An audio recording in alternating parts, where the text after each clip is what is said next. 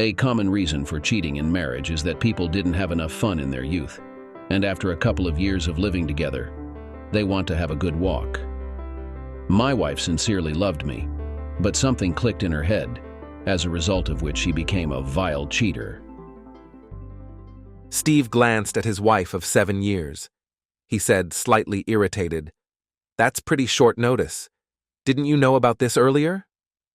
Catherine, often called Kathy or Kat, replied curtly, "Would it have made a difference if you knew a month ago? You're home all the time. Now you know." "I have my work and assignments too, and I'm—" "That joke of a job?" Kat interrupted.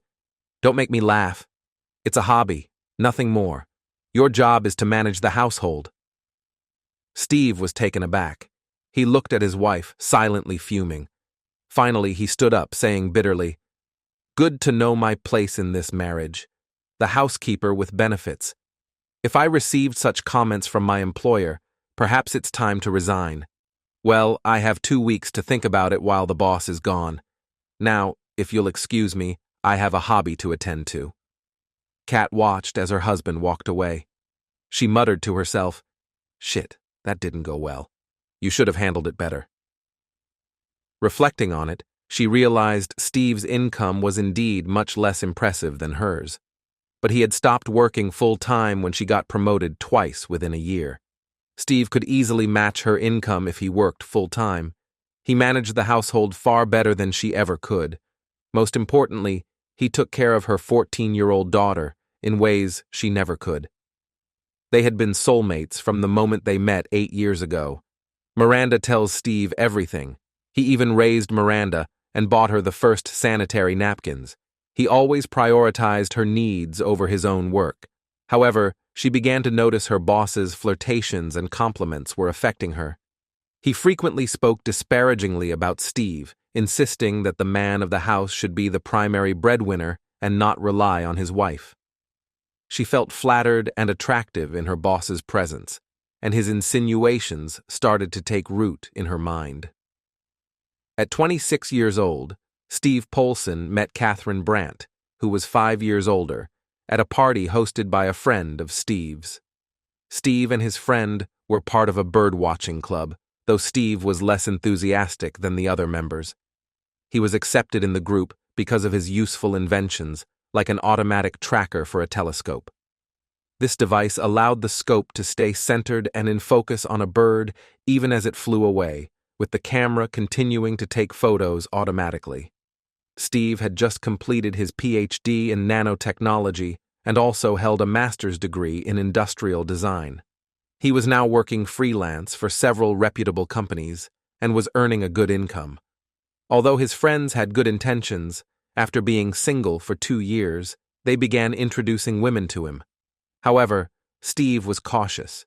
He had recently ended a toxic relationship in which his fiancée had strung him along for nearly a year after he discovered her infidelity. She attempted to reconcile, but Steve eventually realized it was a ploy to gain access to his designs. Deeply in love, Steve had been manipulated by her. She even consulted a divorce lawyer, believing that living with Steve for the last 6 months of their relationship entitled her to his assets. This resulted in no gains for her and a hefty lawyer's bill.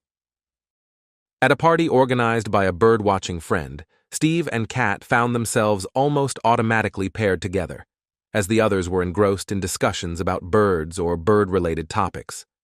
Steve was a slender man with a sinewy build, enjoying running and climbing. Though not a mountaineer, he was a serious boulderer and sports climber, as evidenced by his calloused hands and broad wrists. His climbing skills were well above level 5, nearing a professional standard. He wore glasses that hid his green-brown eyes, had unruly dark auburn hair, and dressed in clothes slightly too large for his frame. Steve was an excellent conversationalist with a broad range of topics, but would shut down when conversations turned personal. Initially, Catherine wanted nothing to do with him, seeing Steve as just another blind date setup. Sensing this, Steve left her alone after a few polite exchanges. When Catherine had to leave early because of her babysitter, her official date was nowhere to be found.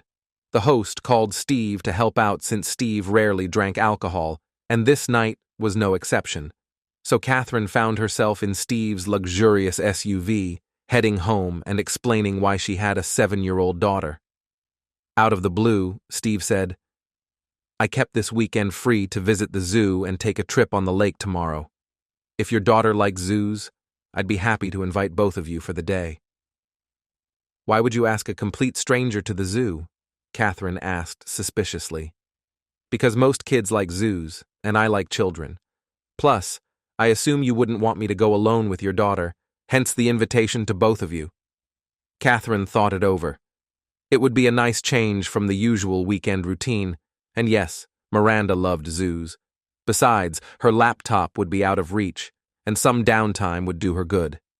She worked for an investment company that acquired small, promising companies on behalf of larger ones, either to prevent competition or to obtain their ideas. The pressure to succeed was relentless, so her laptop was always on. The next day was a great success, and from the moment Miranda and Steve met, they became best friends. At first, Steve only visited to see Miranda, but Catherine slowly fell in love with his gentle nature. After 3 months of hinting and flirting, trying to get a reaction from Steve, she had enough. After another day at the lake, where Steve helped her daughter overcome her fear of water, they had dinner. After a pleasant meal, while Steve read Miranda a bedtime story, Catherine stood in front of the mirror, examining her body. She was a slightly sensual blonde with dark hair, big eyes, full lips, and a round face with high cheekbones. At 5 feet 7 inches tall, she was well built. The only thing she was a little dissatisfied with was her legs, which seemed short and too stocky to her. After leaving the bathroom, she waited at the door to Miranda's room. When Steve came out, he was standing with his back to her. Kat called his name, and when he turned around, she snuggled up to him and said with a pounding heart, "My bedroom is the other way. I want a bedtime story too." Catherine took him into the bedroom, pulled his head to her and kissed him. She couldn't hold back anymore. They became close. 9 months later, they got married. Catherine had a restless night. Steve stayed holed up in his den, refusing her request to come to bed.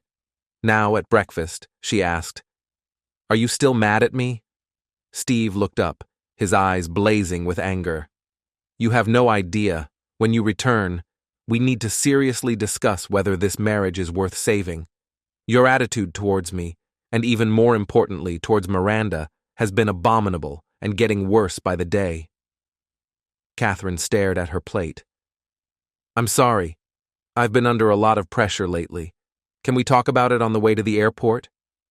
Steve exploded. "What's wrong with you? No, I can't. I'm the housekeeper, the nanny, and the punching bag, but not the driver. Have you looked at the calendar lately? Today is the parent-teacher conference at 10 a.m. It's been marked for months. Do you even remember the last time you checked the calendar or went to school for your daughter? Now, if you'll excuse me, I have other things to do." He stormed out of the kitchen, leaving Catherine stunned. Steve had never lost his temper or shouted at her before. She felt deeply ashamed. He was right about Miranda. He was more of a father to her than she was a mother. Catherine ordered a taxi, and by the time it arrived, Steve had left without saying goodbye. In the taxi, her frustration turned to anger.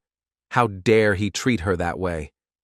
Wasn't she the one who brought in the money for their comfortable lifestyle and his hobbies? He could have at least said goodbye. After all, she would be gone for 2 weeks. 2 days later, Steve was engrossed in a project that promised a new assignment and steady income for years to come. He had dinner with Miranda, a routine he faithfully adhered to by staying with her until she retired to bed. Returning to his study afterward, he stretched and caught sight of his reflection in the window. "You're letting yourself go, old man," he muttered, noting the beginnings of a pouch he wasn't comfortable with. Determined to take action, Steve searched online for a gym or, ideally, an indoor climbing facility with a gym. He quickly found what he was looking for and completed the registration form when his phone rang. Glancing at the screen, He saw it was a call from a friend in the birdwatching club. Steve found it odd, considering it had been a while since he'd been in touch with them, but he decided to answer. "Harry, it's been ages. What can I do for you?" "Steve, I wanted to ask if you're still married to that Brant woman." "Yes, though we're going through a rough patch right now. I'm not sure how to tell you this, so I'll just say it. I saw your wife at Bird's Island Resort. There's some bad news." "Go ahead. I won't blame you. Tell me," Steve replied, feeling a knot form in his stomach. "She's there with a few guys and another woman getting intimate. It looks like a big affair, oblivious to the fact that there are people with high-end cameras nearby in the bird sanctuary." "So, you've taken pictures of them?" Steve asked. "Yes, and despite their belief they're isolated, the resort has a satellite phone with internet. I can send them." "Harry, I owe you. Could you do me a favor and get more footage?" "I can do better. I'll film them. Their bungalow and pool are within clear view from the birdwatcher hut, and they're completely unaware." "Thank you. Please send what you have. I'm still using the same email. And thanks for the heads up. Now I understand why she's been treating us so badly."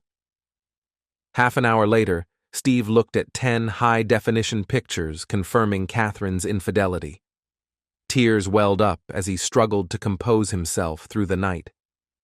The next day, he took action, setting up an offshore bank account and launching his own industrial design and engineering company. 9 days later, Catherine had reached her limit.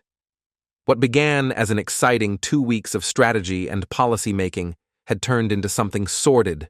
Her boss had finally broken down her defenses, and in her anger and frustration, she had allowed herself to be seduced.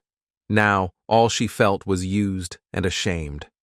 Unlike Steve, the man lacked skill. His only aim was his own gratification.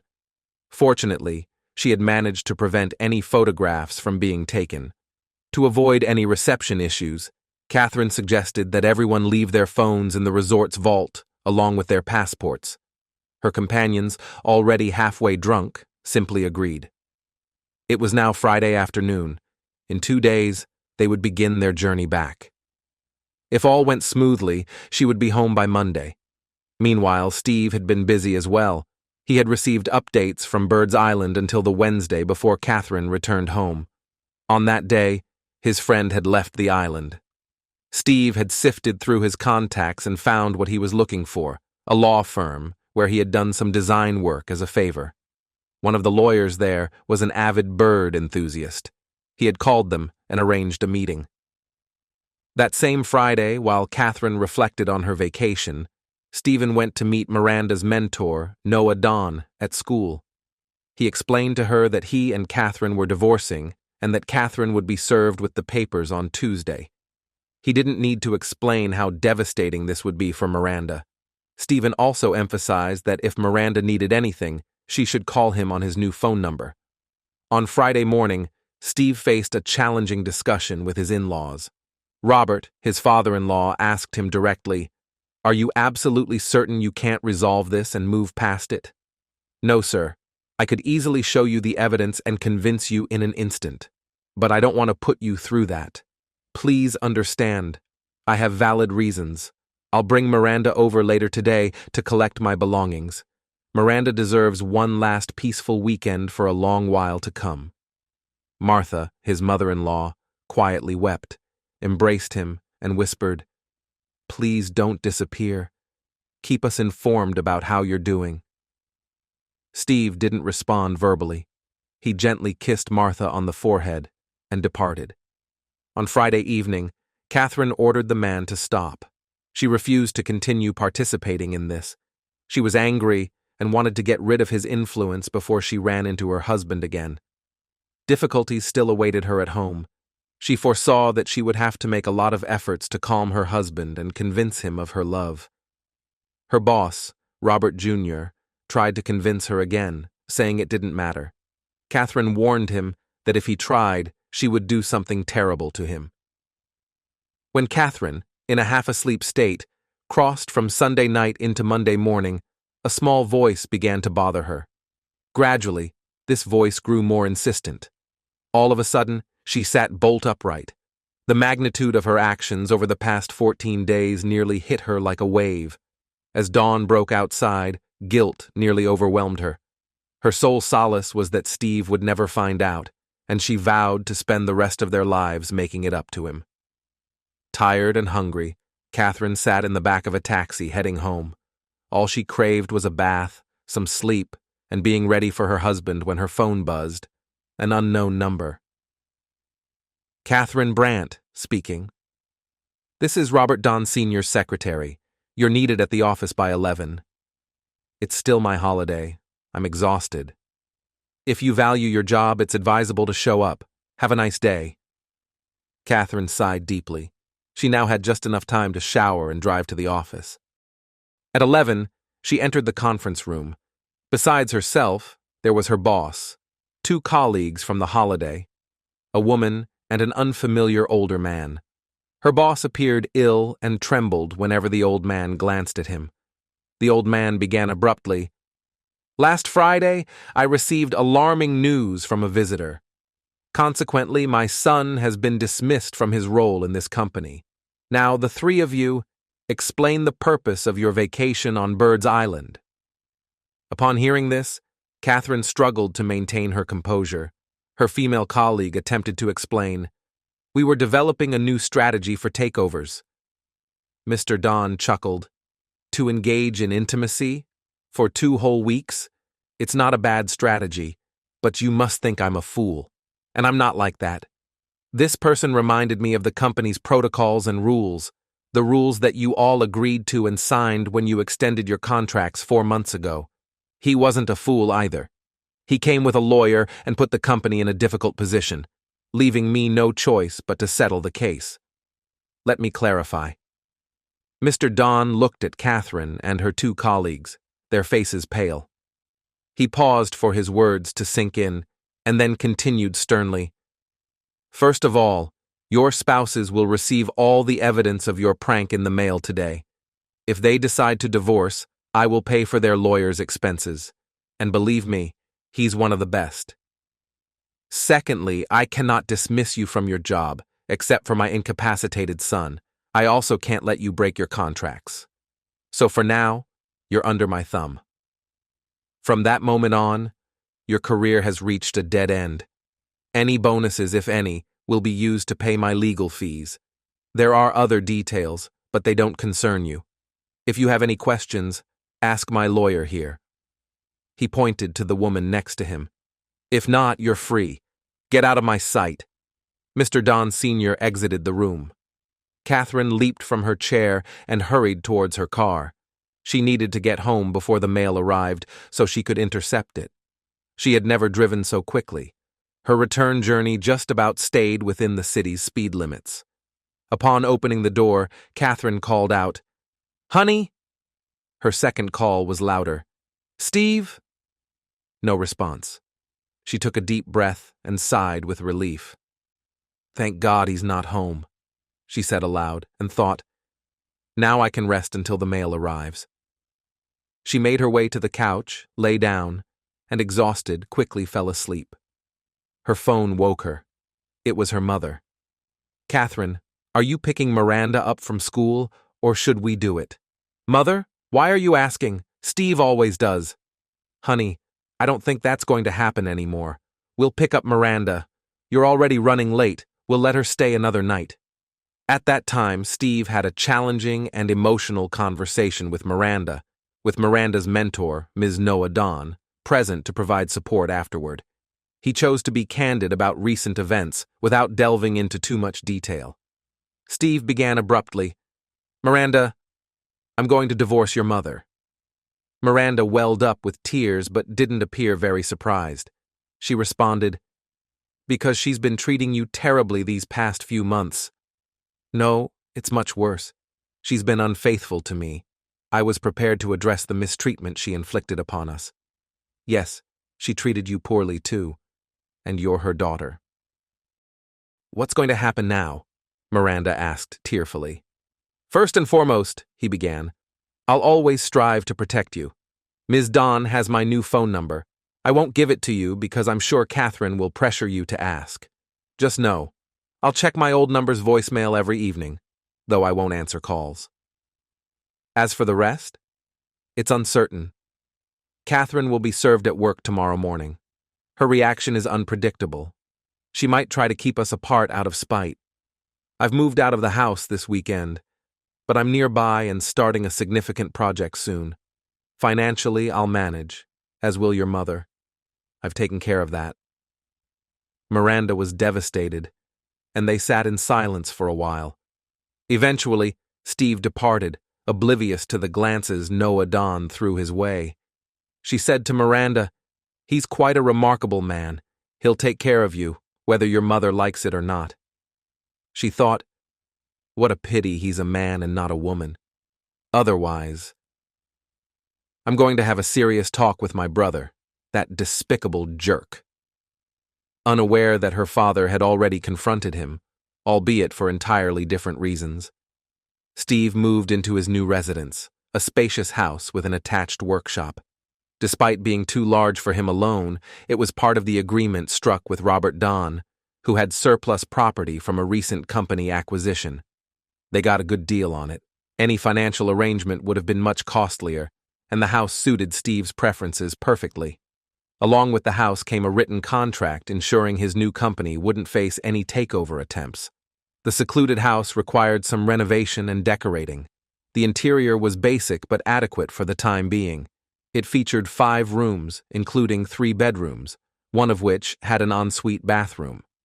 Downstairs, there was a living room, a smaller room suitable for a gym, a spacious kitchen, and another bathroom with a shower stall. Upstairs housed the 3 bedrooms, oriented east-west with a veranda, a small balcony on the east side, and a large one on the west. Additionally, the sizable workshop included a separate one-room living space with its own small kitchen and bathroom. The property sat on a large plot of wooded land.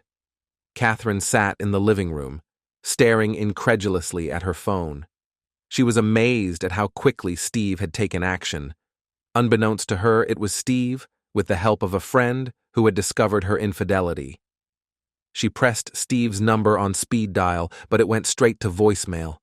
Frustrated, she almost yelled, "Steve, please call me. We need to talk. I know I've treated you terribly. Please, give me a chance to make things right. Call me." Steve never checked his phone that evening. He simply went to bed. Catherine also went to bed, but not before leaving a series of desperate messages on Steve's voicemail, begging him to call her back. Both of them had a rough night.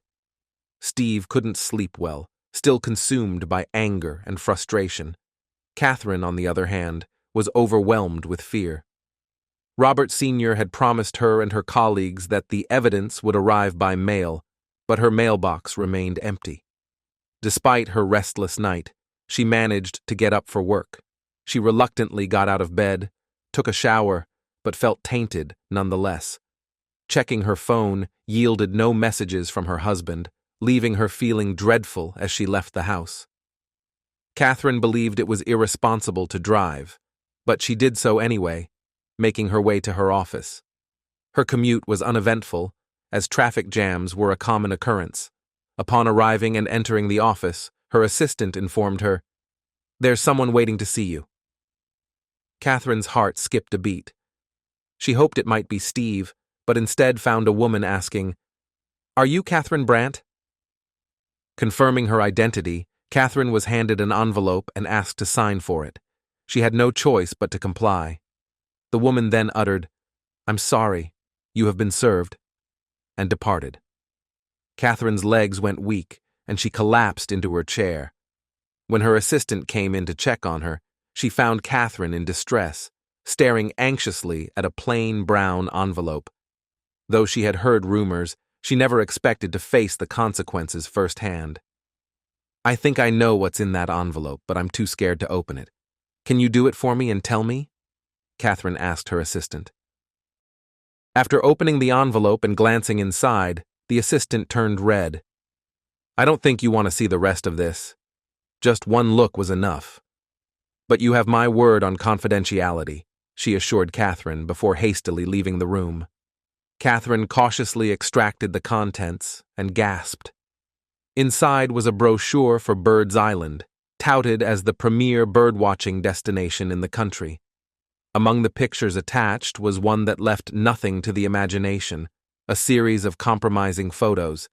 She realized with sudden clarity, one of Steve's friends had obtained them and informed him. He had known all along and hadn't left her just because of their relationship problems. Now, she understood that she had lost him for good, with no hope of reconciliation. At the end of her day, Catherine drove to her parents' house to pick up Miranda, feeling absolutely terrible. Uncertain of what reception awaited her, she wondered if she could somehow soften the story. Upon opening the door, it became immediately clear that spinning the truth was futile. Her father led her into the living room, questioning her sharply. "What were you thinking? Have you lost your mind? Disrespecting and abandoning that man? How could you do this? What about Miranda? Who will take care of her?" In the living room, Miranda glared at Catherine with intense anger as she shouted, "Thank you, Mom. Years of neglect, months of criticism and verbal attacks, and now this. You must really despise us." Catherine was at a loss for words, but Miranda continued unabated. "You're getting divorced, and I'll make sure the judge lets me live with Steve. He's the one who's been there for me, raising and caring for me these past 5 years while you were absent." Catherine's mother intervened, saying firmly, "Miranda, stop. Your mother is struggling as it is, and you don't need to make it worse. We need to figure out how to handle this situation, especially now that Steve isn't around to care for you." A year and a half after Bird's Island, echoes by Pink Floyd filled the air in Steve's workspace, its eerie tones drifting around him. Metal remained one of his most cherished albums. Steve focused intently on designing a robot for cleaning aquariums, not just the tank's bottom and glass walls, but everything non-organic within it. He straightened up, doing some exercises to clear his mind, a practice he had picked up during counseling. The betrayal and subsequent divorce had deeply wounded him. When the judge denied Steve access to Miranda, preventing him from fulfilling his promise to care for her, it felt like his mind had locked itself away in a dark dungeon with no key. It took months and the support of a dear friend to start finding peace again. The divorce itself wasn't the issue. Catherine didn't contest it and even offered to pay alimony for 5 years because Steve had put his career on hold to support hers. Steve initially tried to decline, but Catherine insisted. Tearfully, she took responsibility and explained her decision during their final conversation. Reluctantly, Steve accepted and placed the money into a trust fund for Miranda. He didn't need it. When Steve attempted to clear his mind of the distractions preventing his breakthrough inspiration, his cell phone rang. Polson speaking. On the other end, he recognized a hesitant but familiar voice. "Steve, please don't hang up." "Martha!" he exclaimed, surprised.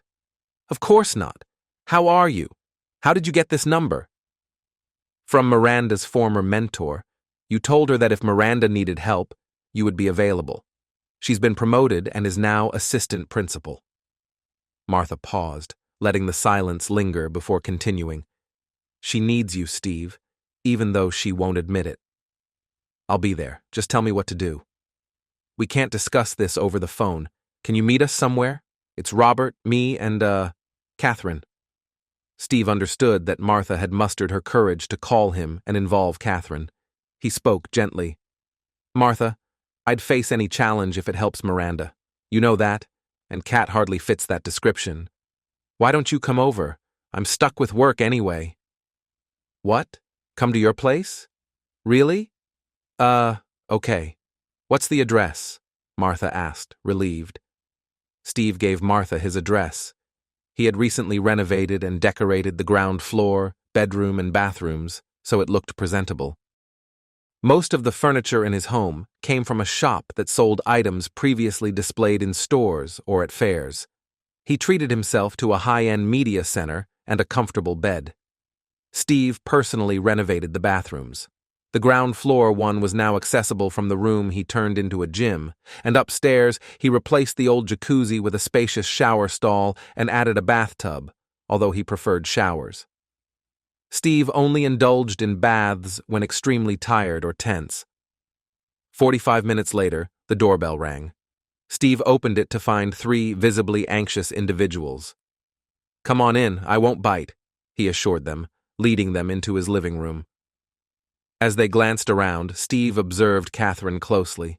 She appeared exhausted, with dark circles under her eyes and a weary posture. "You look good. Are you doing okay?" she asked hesitantly. "Physically, I'm all right.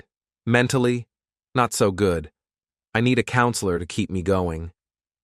Catherine's eyes welled up. "And it's all my fault," she whispered to herself.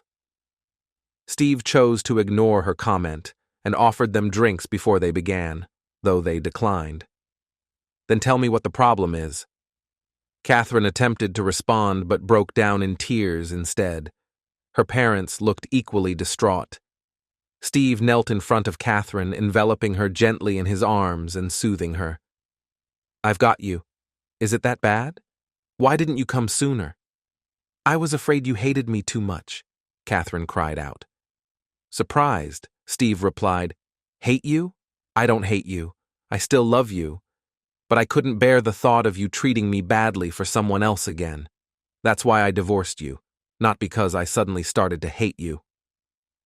Steve's inquiry triggered another round of tears. Addressing his former in-laws, he asked, "Can you explain what's happening? You mentioned it involves Miranda." "Miranda has become uncontrollable. She blames her mother for everything. Her school grades are so poor that she may not progress to the next year, and now she's gone missing. And where do I fit into all of this? I'm still not her father." Martha replied, "We can appoint you as Miranda's legal guardian. The necessary paperwork has been prepared by a lawyer. You just need to sign it, and we can proceed to formalize it with a judge. You seem quite confident that I'll agree." No, not at all. But if you do agree, we want to arrange this as soon as possible. It's really urgent." Steve didn't hesitate. He gave his consent and promised to reach out to Miranda as soon as he could locate her. Miranda, who had recently reached the age of 15, almost 16, was sitting on the couch and holding illegal substances in her hand. There was a man sitting on a chair opposite the sofa, looking at her. He needed her to taste what he had given her. After half an hour, she became more compliant. When he was having fun, he could always rent it out. Suddenly, the door opened and 2 men entered. One thin man accompanied the other. The second man, Steve's friend, was a Krav Maga instructor. Steve looked around and then looked at Miranda. He said softly, "That's disappointing.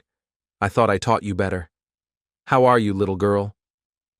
Miranda raised her head. Her voice sounded a little drunk, and she screamed joyfully, "Steve, what are you doing here?" "I came to get you out of here, and I see that I arrived just in time." The man suddenly produced a long, wicked knife from nowhere, leaping out of his chair with a growl, "She's not going anywhere!"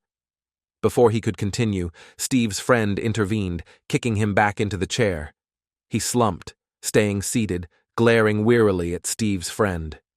Steve knelt in front of Miranda, took the joint from her hand, and asked, "Did he give this to you?" Miranda nodded.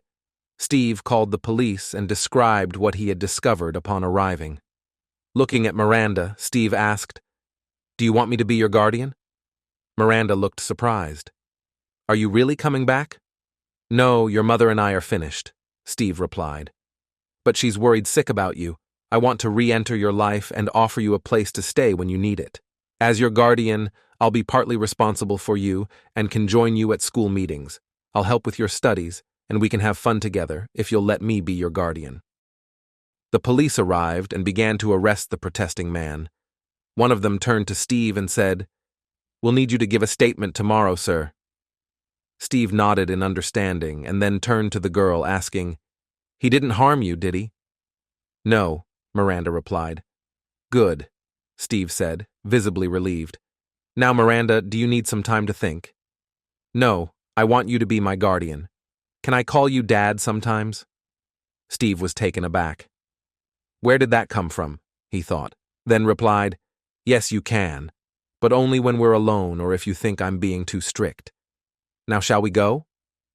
An hour later, Steve opened the front door and let Miranda into his house. She looked around in amazement. This place is huge, she exclaimed. You go and explore, Steve said.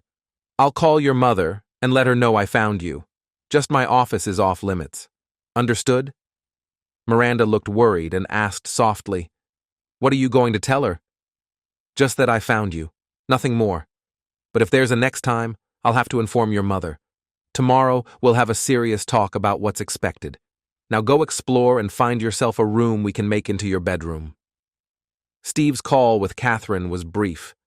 She was crying with relief and could only manage a few words of thanks. After hanging up, Steve went to find Miranda. He discovered her asleep on his bed, a small smile on her face. He gently covered her with a blanket, then went downstairs to the kitchen. When she wakes up, she'll need plenty to drink and a proper meal. Miranda woke up with a dry mouth and a throbbing headache. She panicked, not recognizing her surroundings, and didn't move until Steve poked his head in the door to check on her. Hello, Sonia. Can you come down? A detective and a nurse want to see you. They want to take blood samples from you. Can you handle it? Miranda tried to sit up. She was dizzy and felt terrible. Steve helped her down the stairs.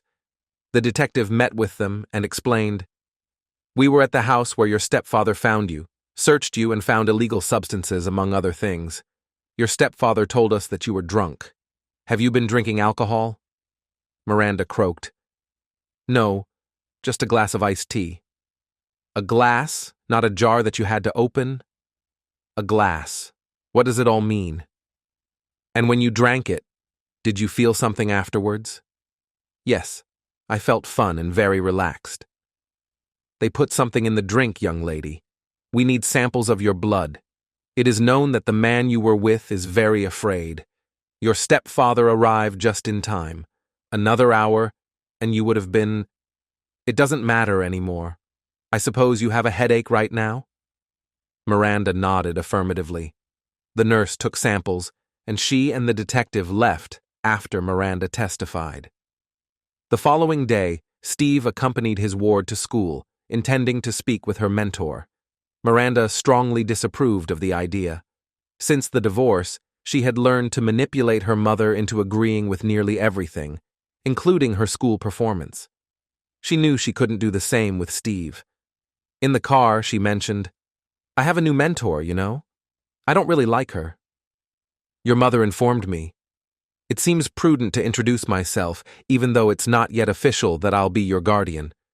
When your mother and I divorced, the judge restricted my involvement. The remainder of the drive passed in silence. Miranda led Steve to her mentor's office and knocked. Come in! Came a slightly muffled voice from inside. Steve opened the door and faced the woman seated at the desk. Rachel Garland met his gaze. At 35, she was tall and slender with dark reddish hair cropped short, dark green eyes, and freckles dotting her oval face. Her fair skin was almost translucent, a trait common among redheads. She sat erect in a high-backed chair behind her desk, scrutinizing Steve before finally speaking. Miranda, you've skipped classes again despite my warnings. What do you have to say for yourself? And who is this? Steve approached, extended his hand, and introduced himself. Allow me to introduce myself. I'm Steve Polson, soon-to-be official guardian for Miranda. That's why I've come to introduce myself. Rachel Garland hailed from a wealthy family background. Her father, Robert, amassed a fortune trading raw materials in the iron industry. He married late in life to a much younger wife. Their marriage was unhappy, not due to lack of love, but because she battled severe depression. Before tragically taking her own life, she bore him 2 children, leaving behind sadness and heartbreak for those she left behind. The children were raised by her sister and later attended boarding schools. Rachel's father struggled with his wife's death, managing the children and his multi-million-dollar company. His sister-in-law took over raising the children but lacked the warmth of their mother. She enjoyed the lifestyle of wealth to which she felt entitled. The boarding schools she chose for her nephew and niece instilled in them a disdain for manual laborers. When Rachel shook hands with Steve, she felt calluses and noticed his spatula-like fingertips. Blue collar, she thought contemptuously, overlooking Steve's intelligent, observant eyes. Sensing something she couldn't quite grasp, she decided to put him in his place. Rachel responded curtly, "If so, we have much to discuss. Once everything is official, I suggest you make an appointment. Until then, please refrain from coming here." Without another glance at Steve, Rachel turned to Miranda. "Young lady, this is the final warning. Any further incidents will result in suspension or expulsion." Steve recognized the abrupt rejection, turned away silently, and left without a word. Rachel, inwardly relieved, thought to herself, "He got the message. Good. One less problem to deal with. He can be managed." After a pause, she quietly asked Miranda, "Who was that?" Miranda, a bit offended by Ms. Garland's treatment of Steve, replied shortly, "That's my mother's ex-husband. He's supposed to look after me." Rachel was now somewhat puzzled. "So he's your stepfather?" "No, but I wish he were." "Do you know why they got divorced?" "Yes, and I don't want to discuss it. If you want to know, ask my mother." Rachel was taken aback by Miranda's sharp tone. She decided not to press further for now. 2 weeks later, Steve, now officially Miranda's guardian, found himself once more in Rachel's office.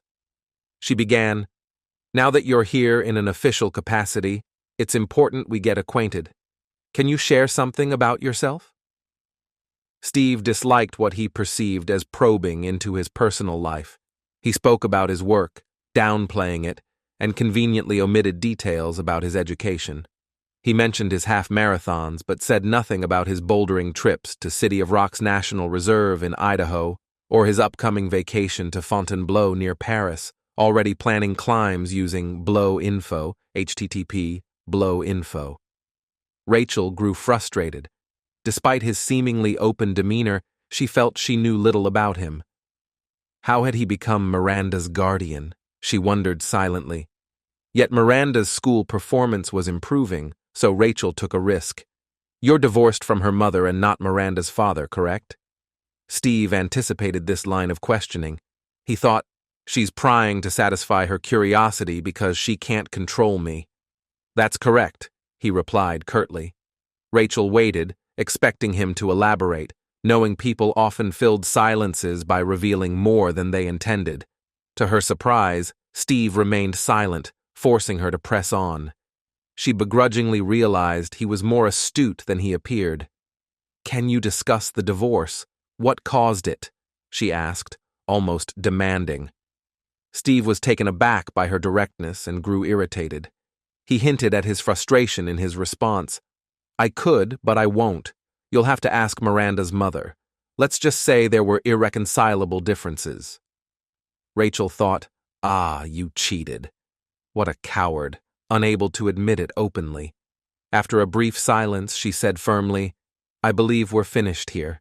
Thank you for your time." Steve walked up to the door, pivoted, and with evident disdain remarked, "That wasn't an introduction. It felt more like a cross-examination. I'm not sure what I did to deserve that. But, let me make it clear, if I even suspect you're mistreating Miranda in any way, I won't hesitate to intervene. Have a good day." Rachel stood dumbfounded, watching the door close.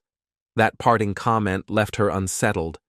Steve seemed unconcerned about his own treatment, but fiercely protective of Miranda. It was clear he cared deeply about the girl. Rachel might not like him, but she knew she had to be cautious in how she handled Miranda. As time went on, Rachel noticed significant improvements in the results of several students, including Miranda's. She didn't mind this development, but her initial clash with Miranda's guardian remained fresh in her memory. She had more interactions with Mr. Polson, as she still referred to him. and during these encounters, he remained coldly formal. Now, gazing out of a classroom window, Rachel spotted Mr. Polson's car.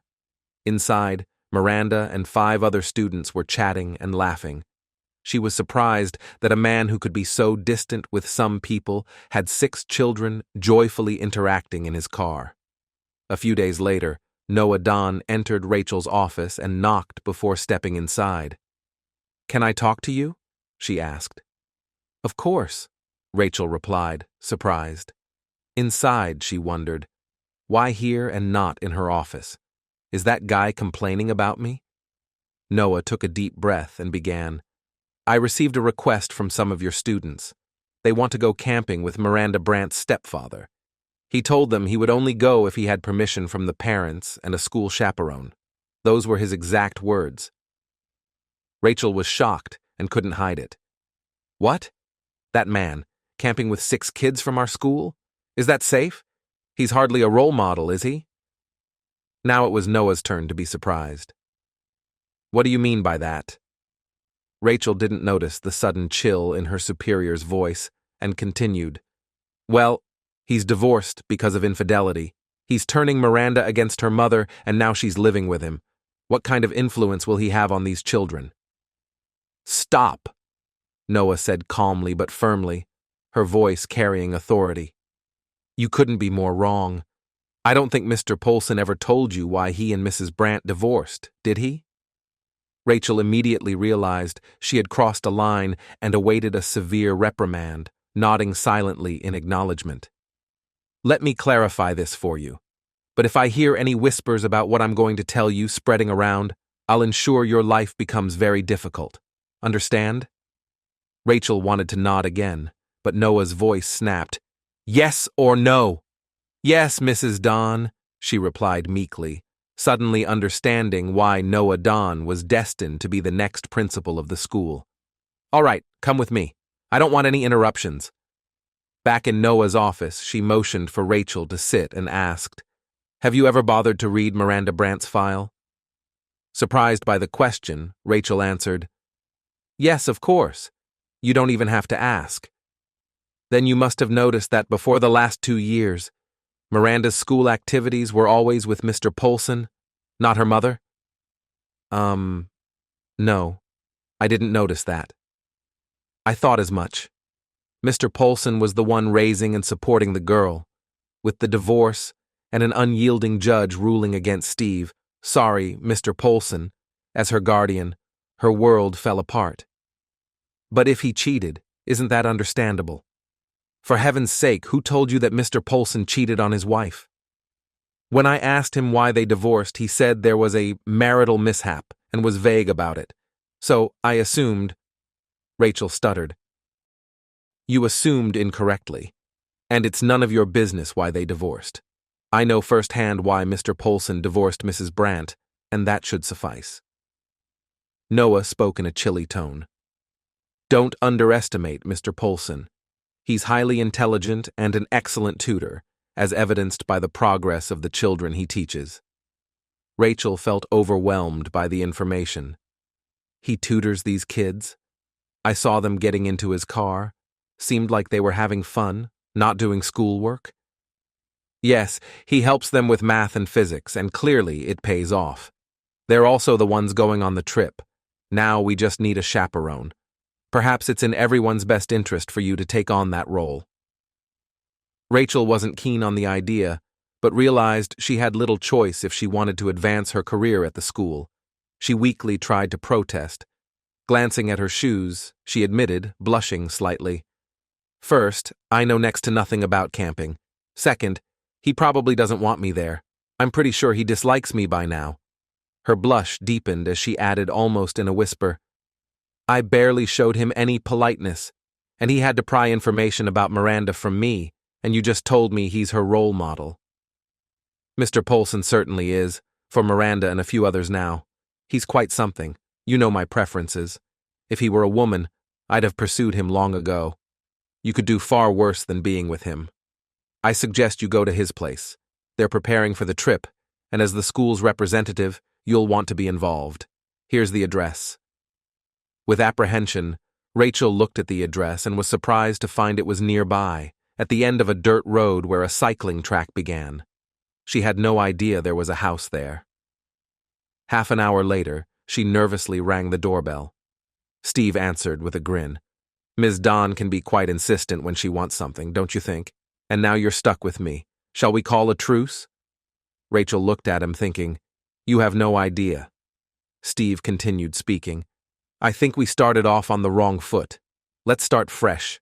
Good afternoon. I'm Steve Polson, Miranda's guardian. Just call me Steve. And you are? Rachel Garland, the fair-skinned, red-haired woman, blushed deeply, causing her freckles to nearly disappear as she stuttered. I'm Rachel Garland, Miranda's mentor. I admit you were right about Mrs. Dawn, and I've never slept in a tent. If you don't want me to come along, I understand. It was her final attempt to distance herself from it all. Don't worry about it. I'll handle the camp. You just need to follow my lead. By the way, do you have a fear of heights? There might be some climbing involved, but I won't ask if it makes you uncomfortable. As they walked through the house, Rachel noticed some photos of a man hanging from a ledge by his fingertips. Pointing to them, she asked, "What's that man doing? Is he crazy?" Steve burst into laughter, warm and hearty. "Yes, I am crazy. That's my thing. I rock climb barehanded with special shoes. We'll be doing that on our trip, among other activities." Rachel now understood the calloused hands and noticed Steve's muscles straining from exertion, prompting a vivid image of him atop her in bed to flash hotly through her mind. Arriving at the workshop, Steve leaned in and whispered to her, "I'm going to tease you a bit to break the ice. Apologies in advance. Hey guys, we've got an inspection coming, so behave yourselves." The 6 children turned around and greeted Rachel with joy, continuing on with, "Climbing? Here?" Rachel exclaimed, bewildered. Steve had constructed a small climbing wall at the rear of the workshop, standing about 20 feet tall, though the pulleys limited climbing beyond 17 feet. Handles of various colors adorned the wall, each with a unique shape. Rachel perched on a small stool, observing the children thoroughly enjoying themselves. Just as hunger pangs began to gnaw at her, Steve called out, "All right, everyone down and out of your climbing gear. Wash up. Dinner's served." He turned to Rachel with a smile, saying, "I guess it's dinner time for you too. Want to join us?" A child chimed in. "Steve, what's for dinner?" "Quiche. One with onions, vegetables, and bacon, and another with chicken, bean sprouts, ginger, and bell peppers." Sounds delicious. "Ms. Garland, you should stay for dinner. It's really good," another child urged. Rachel relented. In the back of her mind, a nagging sense of being adrift persisted, but she marveled at the wholesome and delicious meal Steve had prepared. Steve engaged the children, asking, "We have tents that sleep 3 people with luggage. How many tents do we need?" "3," promptly answered one of the girls. "Why?" queried Steve. One for the girls, one for the boys, and one for you and Ms. Garland." The girl hesitated briefly, blushing, then added, "Sorry, 4. You and Ms. Garland won't share a tent?" "Excellent. Always consider social etiquette when planning. 4 it is, plus a tarp." Rachel interjected, "Excuse me, what's a tarp?" One of the boys snickered, but Steve swiftly intervened, saying, "Did I laugh when you put your climbing harness on wrong? Show some respect for Miss Garland, young man." After dinner, Steve bid farewell to Rachel, explaining that he needed to take the children home. Rachel returned home feeling perplexed. Steve unquestionably had a positive impact on the children. During their outing, he emphasized discipline, especially during climbing. He made it clear that he was the leader and responsible for everyone, including Rachel. Despite her lingering dislike for him, she found herself physically attracted to him. Watching him teach the kids how to climb, dressed in a sleeveless shirt and climbing shorts, Rachel couldn't help but notice his muscular build, endurance, and the noticeable form in his shorts. She decided she would pack some attractive gym clothes for climbing, too. 2 weeks later, Thursday morning arrived. At last, the minibus loaded with camping gear and baggage for the children. Rachel would follow in her own car, silently relieved not to rely on Steve for transportation and knowing she could leave whenever she pleased. After 3 hours, they reached the camping spot chosen by Stephen. It was at the mouth of a small gorge where a creek bent sharply. The area was fairly level, about 8 or 9 feet above a strip of grass just above the waterline, ending in a pebble beach. The creek had formed a clear pond that was regularly refreshed by the flowing water. Steve directed the children to set up camp on higher ground, cautioning them about potential thunderstorms upstream that could turn the creek into a flood. This led to a heated clash between Rachel and Steve. Rachel objected to taking orders from a blue-collar worker, regardless of their intelligence. In front of the children, she asserted that she was not Steve's student and would act as she saw fit. Steve nearly erupted, but instead calmly counted to 100, then pulled out a camera. He handed it to Callum, an 18-year-old with a shy demeanor, but a knack for electronics. Loudly, Steve instructed Callum, "Film Miss Rachel and me." Approaching Rachel, Steve spoke firmly and formally, with 6 students watching. "During the planning of this camp, it was established that I am responsible for everyone's safety. Therefore, I decide how things are done to ensure that safety. If you choose to pitch your tent in that meadow over there, you release me from responsibility for your safety. Otherwise, we pack up, go home, and I discuss this with the principal. What will it be?" Rachel felt trapped but adamantly refused to follow Steve's orders or relinquish his responsibility. Finally, Steve declared, "I'm sorry, everyone. Pack it up, we're going home." The children complained, and Rachel realized Steve was serious about carrying out his threat. She might win this battle, but she was clearly losing the overall war. Exasperated, she exclaimed, "Fine. Have it your way. You are absolutely not responsible for my safety, so I'll pitch my tent on the grass near the creek. Happy now?" Steve responded, "No. I'd prefer you to pitch your tent here with the rest of us.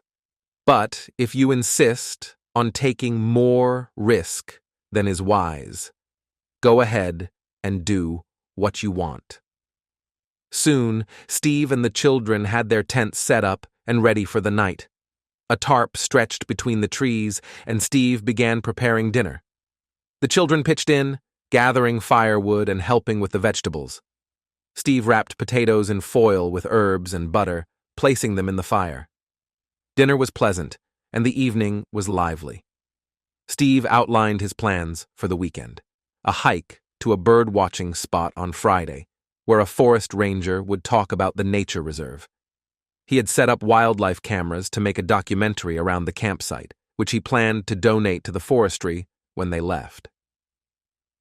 Saturday morning would be for bouldering and climbing, and the afternoon for swimming.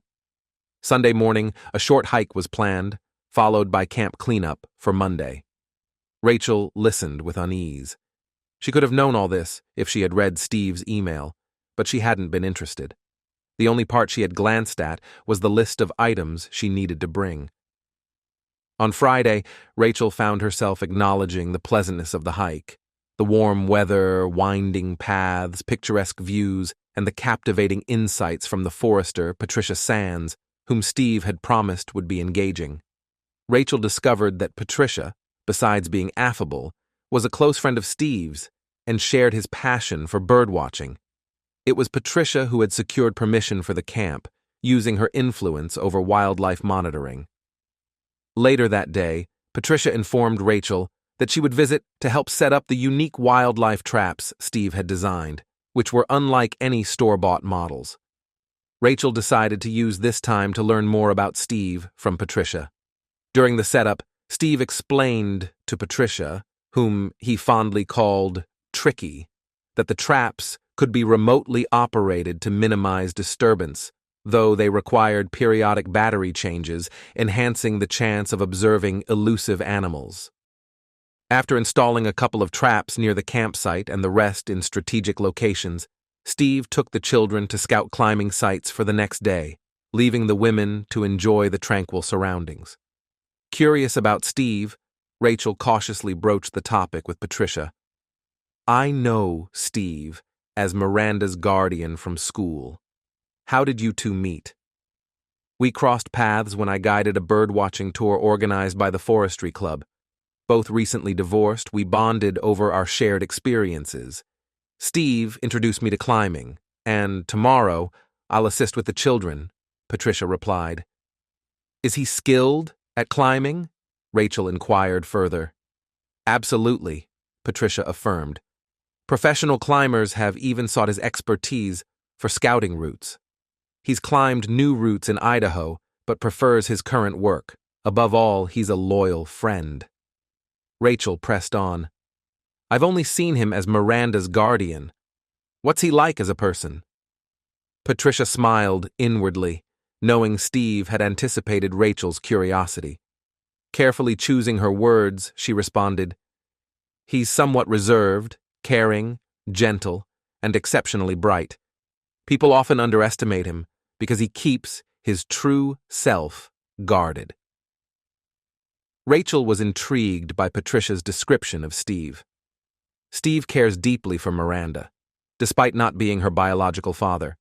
It's amusing how people mistake his gentle and shy demeanor for weakness. In reality, he's incredibly fit, with remarkable stamina and physical prowess. Rachel chuckled at Patricia's last remark. Irritated, she asked, "What do you mean by confusing gentleness with weakness?"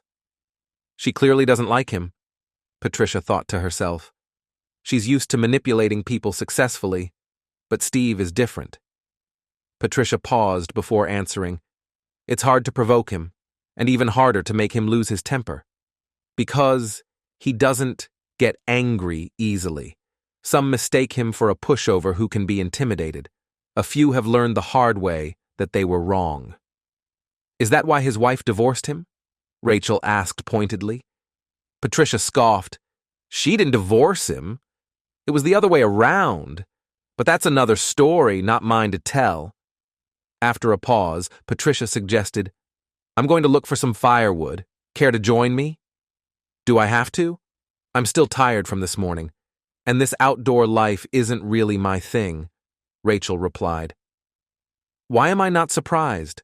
Patricia thought, adding somewhat acidly, "Okay, take a rest."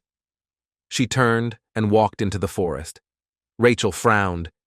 She couldn't shake off the feeling that Patricia's giggles hinted at something more between her and Steve. Determined to get answers, she decided she would confront Patricia when she returned. Patricia returned with an armful of firewood, put it on the ground, and disappeared again. When she returned, she dragged a tree trunk behind her. When she stood up and wiped the sweat from her forehead, Rachel took the opportunity. "You mentioned that you and Steve are friends. Friends with privileges, I suppose. I noticed your joyful mood." "Absolutely," Patricia replied nonchalantly. "Steve is an amazing lover. When we meet and feel a desire, we go to the hotel to satisfy it. We each have our own lives and responsibilities, and we prefer to keep it that way." "So he's good in bed?" "Definitely," Patricia replied without hesitation. Rachel tried to make sense of this unexpected discovery and wanted to ask a few more questions, but their conversation was interrupted by the return of Steve and the children to the camp. Rachel still didn't know what Steve did for a living.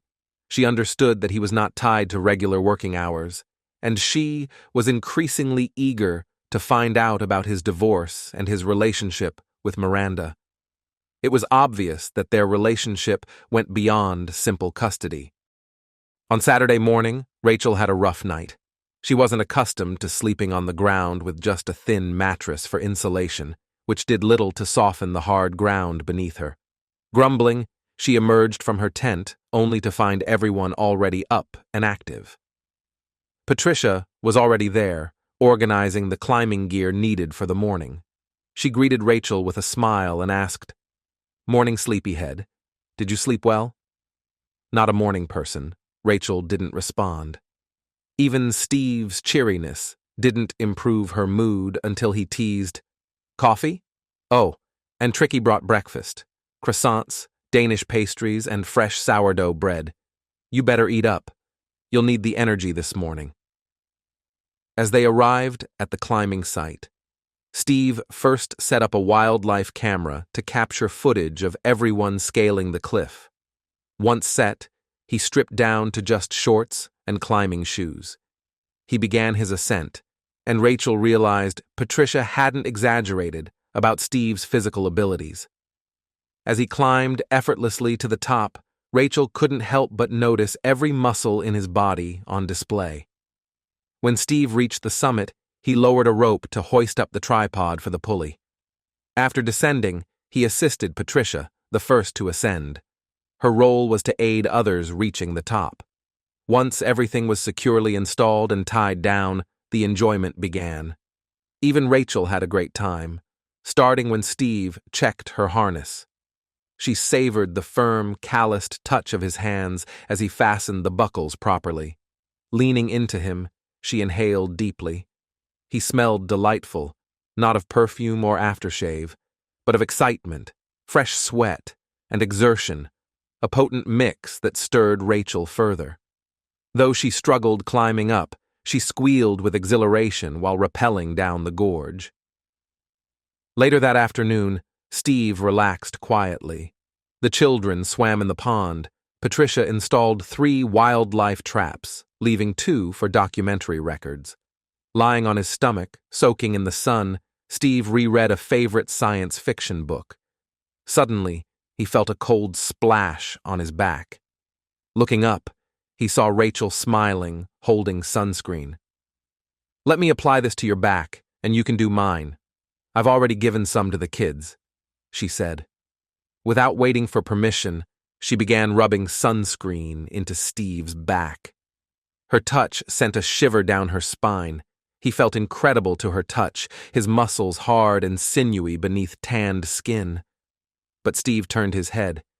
"You don't need to do that. I can manage." Rachel huffed.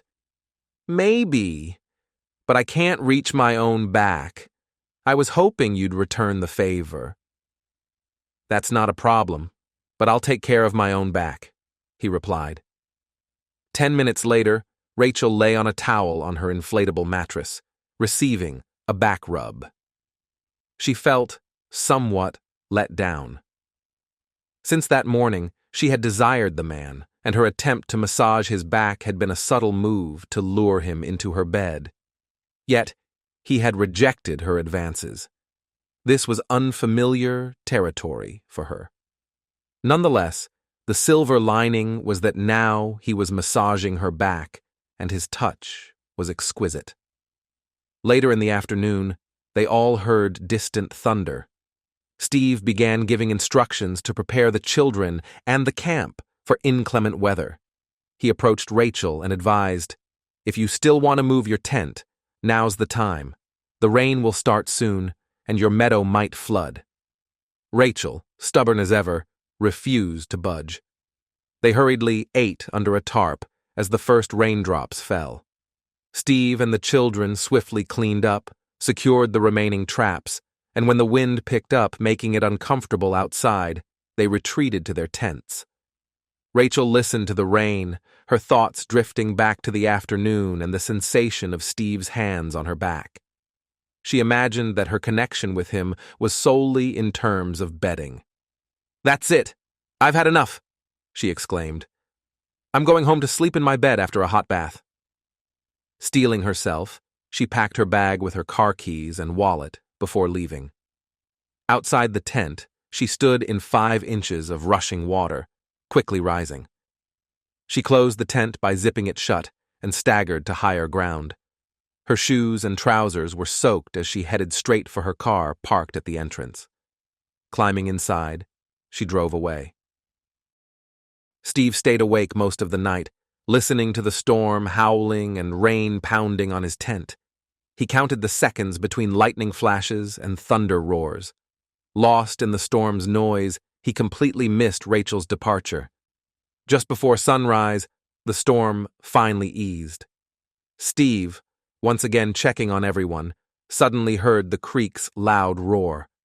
Rushing over, he saw debris from a tree rushing downstream, posing a threat to Rachel's flooded and collapsed tent. He woke the children with a shout, urging them to pack their things. Once they were ready, he swiftly grabbed a rope, secured it to a tree, and plunged into the icy torrent. It appeared she might still be inside the tent, possibly unconscious. With the children watching, he waded into the fast-moving water.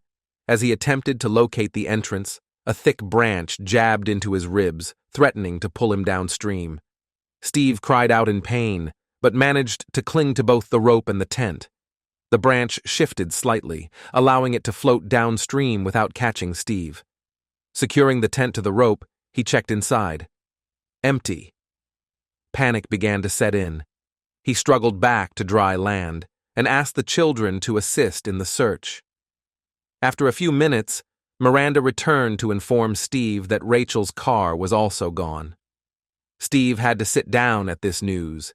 His adrenaline levels were beginning to subside, and he felt the pain in his ribs and something warm and sticky trickling down his side. He noticed some movement and a slow bleed. With no phone reception due to the electrical storm, he decided to take the children home safely first. He could then go to a hospital to get himself checked out. "Kids, grab your bags. We're heading home. I think I need to see a doctor, so grab your bags quickly and I'll ask Tricky to clean up the mess," he called out. The children, who hadn't slept well either, feeling a bit numb from tiredness and surprise at the sudden departure, got into the car. Steve tried not to stumble as he walked to the car. Sitting behind the wheel, he felt a bit dizzy, but shook it off and started the car. 3 hours later, Steve safely dropped off the first 4 kids without incident. The parents were relieved to have them home safe after the severe weather and news of flash floods.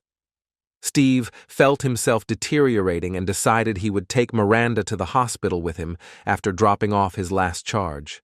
Arriving at the address, he felt weak. The girl's mother approached him to express her gratitude and scrutinized his appearance. His complexion was pale, and he had a glistening sweat on his face. Concerned, she asked, "Are you okay?" "I'm a nurse, and my husband is a doctor." Steve replied weakly, "I don't think so," and slumped over the steering wheel. Miranda cried out, "Dad! Dad!" She turned to the mother, saying, "He already needed to see a doctor. Please help him?" Meanwhile, the girl called her father over, who rushed to the scene. After a quick assessment, he dialed 911, urgently requesting an ambulance and a medical team. "We have a man here at risk of going into shock," he explained, providing Steve's details. Steve was barely conscious of what was unfolding. The doctor examined him and noticed blood soaking the car seat. "I need to lay you flat on your back," he informed Steve, preparing him for the discomfort. "Are you ready?" With the girls assisting, the parents carefully maneuvered Steve onto a blanket on the ground, elevating his legs. It was then that the doctor saw the injuries caused by the tree. Under his breath, he murmured, "I hope that ambulance gets here soon." He began to assess the wound and surrounding area, feeling the broken ribs and sharp fragments piercing through the skin. Finally, the distant sound of sirens signaled the arrival of the ambulance and the medical team. Steve was gingerly transferred onto a stretcher, where they immediately started an IV drip to replenish lost fluids with blood plasma. Miranda was helped into the ambulance, which departed with sirens blaring and lights flashing, heading for the hospital.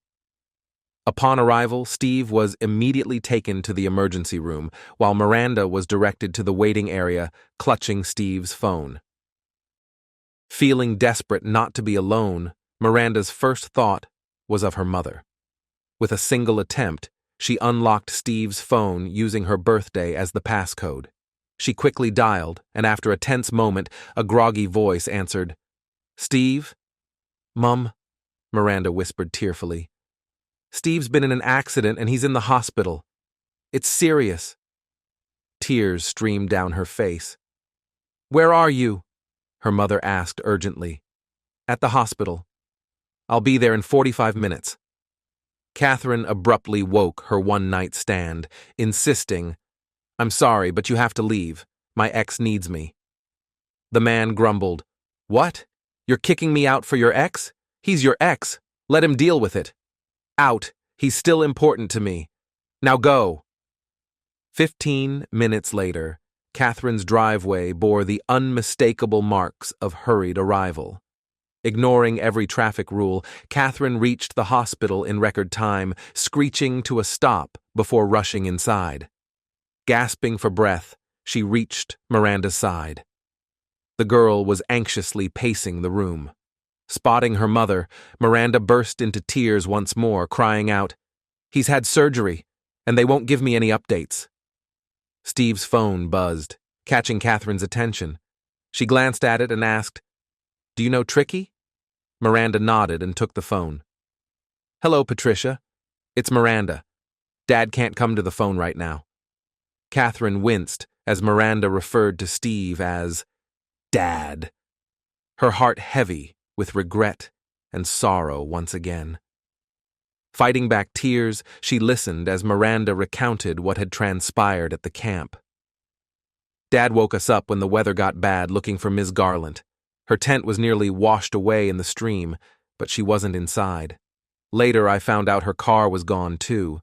Dad said we had to leave because he needed a doctor. At the last place we stopped, he got really sick, and they had to call an emergency team. Now, he's in surgery at General Hospital." Miranda rushed out. Patricia explained that she had gone to retrieve the last 2 video traps and found the camp deserted. She called to check on everyone's safety and promised to review the footage, storing it as needed, and assured she would tend to the camp the next day.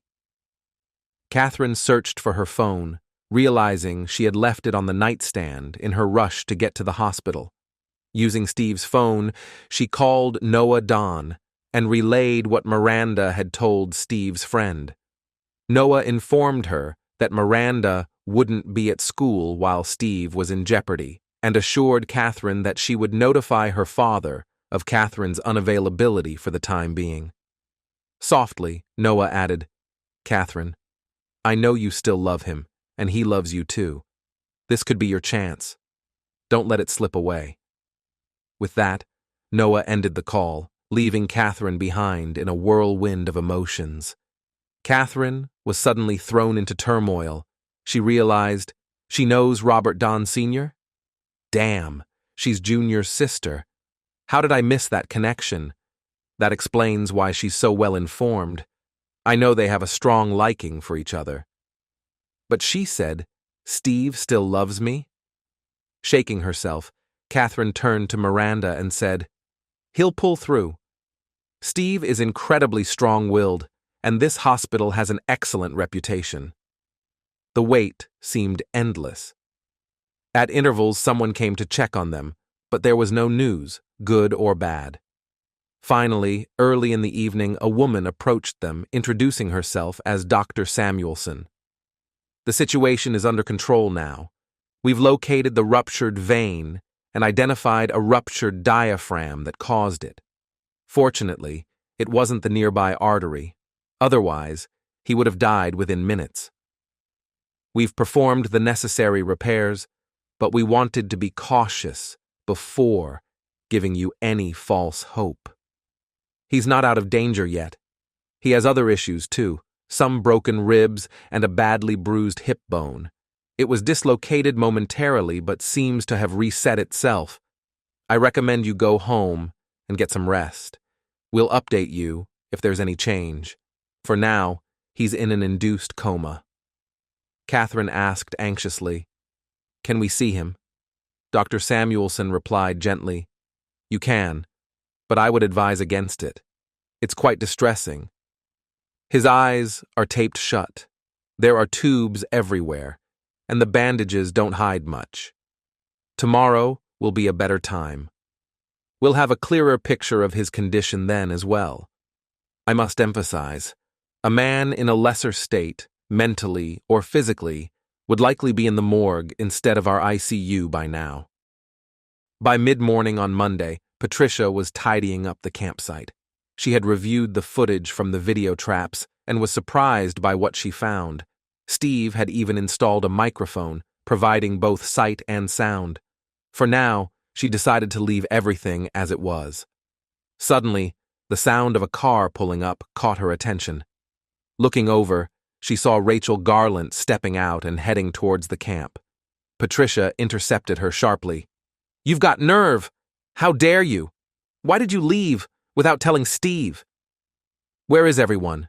Rachel asked, taken aback by Patricia's hostile tone. "Where do you think? At home, probably." "Good. I can go home too. And Steve is in the hospital. All because of you, you stupid." Rachel flushed. "Don't speak to me like that. You have no right," she retorted loudly. "You left without warning him. That's why my friend is in the hospital. I have every right," Patricia snapped back. "I did warn him. It's his own fault," Rachel lied, confident in her family's influence compared to Steve's blue-collar background. "We'll see about that. Now get out of my sight before I toss you in the lake along with your tent." Rachel hurried back to her car, grateful to avoid cleaning up the camp and looking forward to an unexpectedly free afternoon. She drove home quickly and arrived at 1 p.m. Upon entering, she noticed the blinking light on the answering machine. "I'm not home. I'm still at the campsite, so I can't answer," she muttered aloud. Meanwhile, Miranda was at the hospital with Noah and the school principal. Steve remained sedated, but was no longer in immediate danger. Noah was already upset, but her anger escalated when Patricia arrived and recounted the morning's events.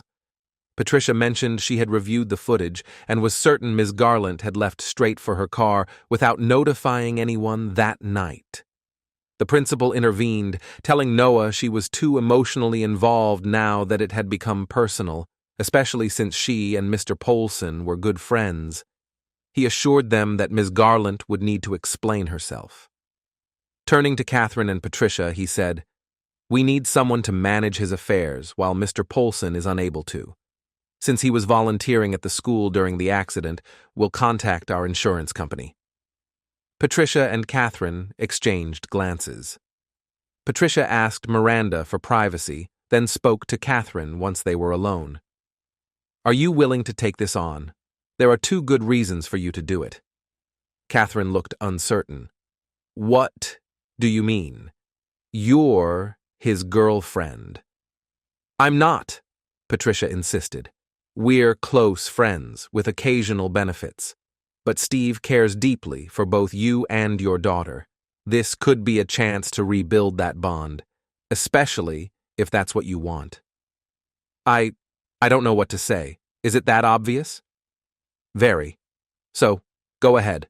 Talk to the principal. Tell him you'll handle everything. I'll support you if needed." Catherine approached the principal decisively. "I'll manage Steve's affairs." She took a card from her purse, scribbled her private phone number on it, and handed it to the principal. The principal, along with Noah, left, and Catherine began searching for a nurse or doctor. When Catherine found Dr. Samuelson, he delivered reassuring news. Steve was out of danger and had been moved from intensive care to the special care unit. He needed time to heal and undergo rehabilitation. Dr. Samuelson also mentioned they could visit Steve, although his condition was still not pleasant. Catherine, Miranda, and Patricia navigated the hospital's maze-like corridors until they reached the special care unit, where Steve was now receiving treatment. Steve lay on his back, partially covered by a blanket, with his torso wrapped in bandages, some with tubes protruding. Breathing slowly, he appeared pale and extremely weary. All 3 women burst into tears, and through clenched teeth, Patricia declared, "That negligent woman is going to face consequences for this." Tuesday morning arrived. Rachel entered her classroom and glanced at the children. Their expressions were tense, especially those she had attended camp with. Before she could even place her briefcase on her desk, the first question was hurled at her. "Ms. Garland, where were you on Sunday morning?" Confused, Rachel responded, "What do you mean? Why are you asking?" "I informed Mr. Polson that I had urgent business and would return by Monday." "If that's true, then why was Mr. Polson trying to rescue you from the flooded tent?"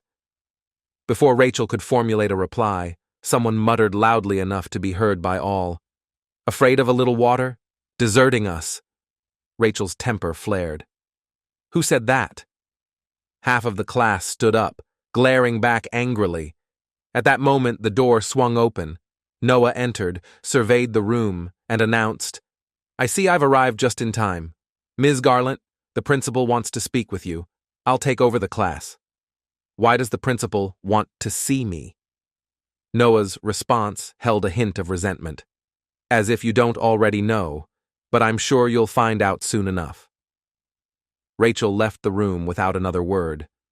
Noah turned to the children and, once the room fell silent again, informed them that Miranda's stepfather was no longer in immediate danger, but remained very ill. The classroom collectively breathed a sigh of relief. Every child had encountered Steve in some way, and had grown to admire him deeply. Rachel made her way to the administration office.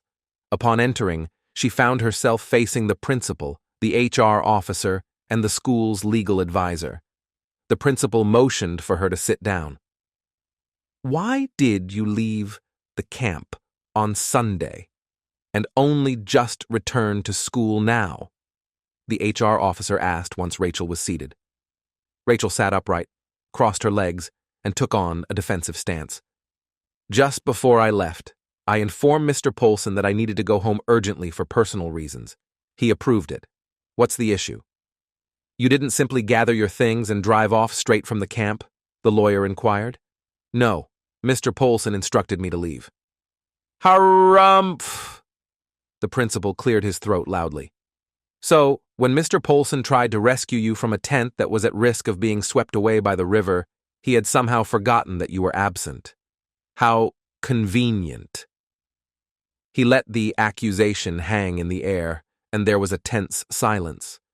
The principal continued, his voice now softer but filled with cold precision. "Mrs. Garland, you have one opportunity to explain exactly what happened. If you persist with falsehoods, we will hold you accountable for Mr. Polson's situation and take appropriate action." Rachel responded with anger. "What? How dare you accuse me of lying? Do you know who my father is?" "It doesn't matter who your father is," the lawyer replied coldly. "We are giving you a chance to clarify your role in this unfortunate incident. The fact remains that as a representative of this school, you left the children entrusted to your care and, through your actions, endangered a volunteer's life due to negligence." Finally, Rachel realized that the conversation was not going in her favor. She decided to bluff her way out, saying, "I've had enough. I can see where this discussion is heading, and I won't tolerate it. I'm leaving now. You'll be hearing from my father's lawyers." As Rachel left, the HR officer asked the lawyer, "Did we conveniently forget to mention that her father already knows everything and has a recording of his daughter abandoning the camp?" The lawyer smirked and replied, "I anticipated that response. Her father requested to handle his daughter himself if we decide to keep her employed here. I've dealt with Mr. Garland before and trust him, so I agreed to his terms." Meanwhile, Catherine regained consciousness in a hospital chair, her awakening slow and painful, leaving her disoriented. Her body ached and felt stiff. Glancing around, she noticed a doctor and nurse attending to Steve. "How is he?" she managed to croak. The nurse motioned to the doctor, who was deeply engrossed in his examinations. He sighed. I can give you a general update now, but if you can wait another 10 minutes, I'll have more specific information. Catherine stepped out of the room to fetch herself a cup of coffee and a bite to eat. Upon her return, she found the doctor stowing away his stethoscope and washing his hands. Turning to face her, he reported, "He's no longer in immediate danger, but he's not out of the woods yet. He'll need considerable time to recover from the surgeries, which were necessary but taxing. I've adjusted his medications, so he should wake up within the next 2 hours. Will you be here?" "Yes, doctor. You can count on it." Later that morning, Rachel stepped into her father's office. Robert Garland motioned for her to take a seat as he focused on one of his computer screens. When he finished, he picked up his phone and instructed his secretary, "I don't want to be disturbed, unless I say so." Turning his attention to his daughter, he remarked, "It's been quite a while since you last visited, my dear daughter. One might almost think you've forgotten about this old man in his office." "Daddy, that's not fair," Rachel replied, sounding irritated. "Can you recall the last time you came to see me?" "Daddy, I've been busy. I have a lot going on," she exclaimed, clearly annoyed. "Watch your tone, young lady. I'm still your father." Rachel found herself speechless. This was not the usual interaction she had with her father during her sporadic visits. "I can only surmise that you come to me only when trouble looms," Robert continued, raising his hand to prevent her from interrupting.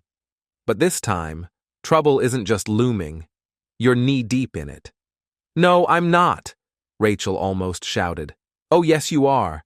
And from now on, you're going to handle your own problems. I was appalled by your behavior last weekend." "I didn't do anything wrong. I told them I was leaving." "That's not true, and we both know it. You went straight to your car and left." "So what? It's my word against some office drones. Who do you think they'll believe?" Rachel retorted angrily. Rachel paused, catching her breath, and looked at her father's expression. It suddenly dawned on her that her situation was rapidly becoming very problematic. For several minutes, save for the steady tick-tock of the grand clock, the office fell into complete silence. "I understand," Robert almost whispered. "Do you remember that before I struck it lucky and became a successful trader, I was just another worker, a mere lowly mechanic in your eyes? I now realize I've made a grave mistake, terribly wrong letting your aunt raise you. She filled your head with misguided notions and sent you to the wrong schools. It's my fault for not paying closer attention. And now, there are consequences." Rachel dreaded hearing these words. She sensed trouble brewing.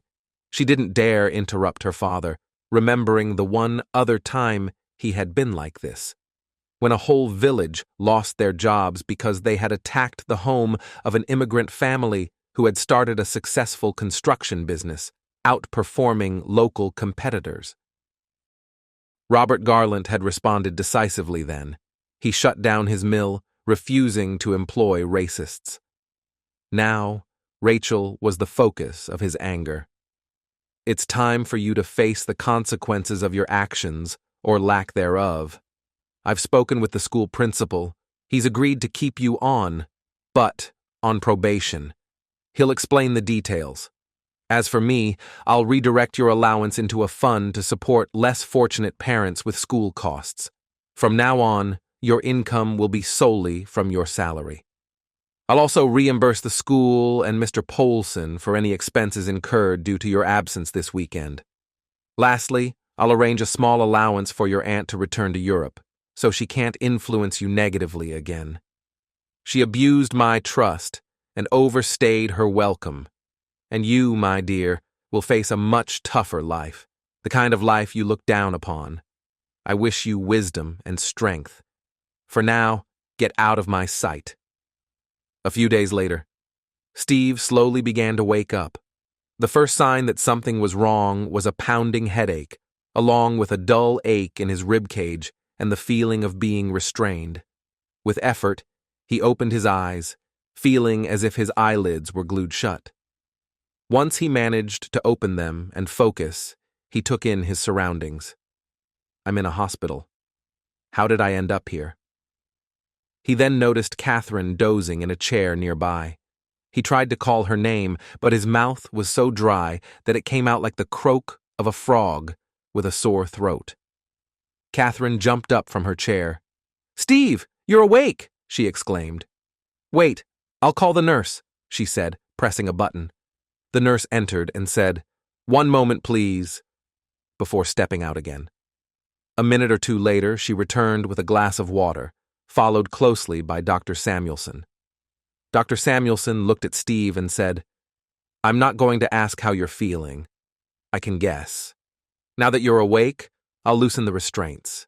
They were there to prevent you from disrupting our work.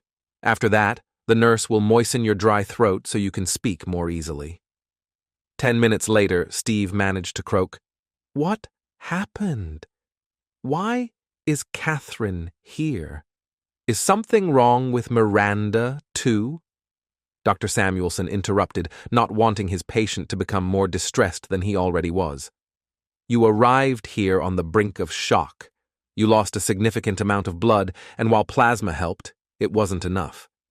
We had to perform surgery to find the source of the bleeding. During the operation, we discovered your diaphragm was also ruptured and had to repair that as well. You have extensive bruising and 2 broken ribs.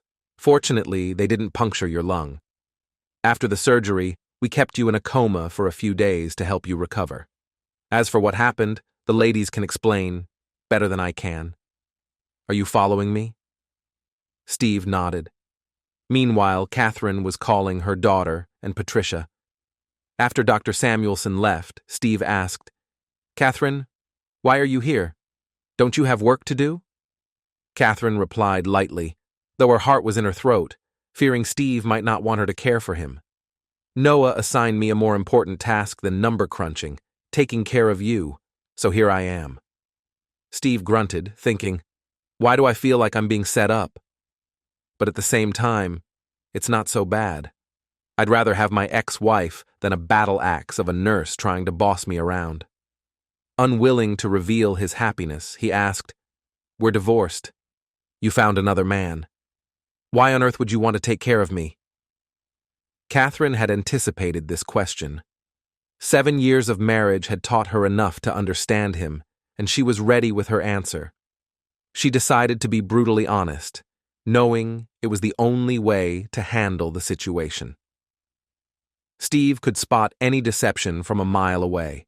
She responded, "There are 2 equally important reasons. I overheard Miranda calling you Dad when she was on the phone with Patricia. Miranda needs her father badly. I've seen firsthand what happens when you're not in her life." Taking a deep breath, she looked at the ground and almost whispered, "You took care of Miranda, even after that judge kicked you out of her life. That wasn't my doing. I never asked for that, stupid judge." Catherine paused to gather her courage, then continued in an even softer voice, "I've been the biggest fool for treating you the way I did, and I regret it every day. I haven't been whole since you rightly divorced me. I still love you dearly with all my heart, and I'll take any chance to have another shot with you. I won't force myself on you, but I'll do my utmost." Steve was stunned by Catherine's admission. He had thought she had moved on and tolerated him only because of his positive influence on Miranda.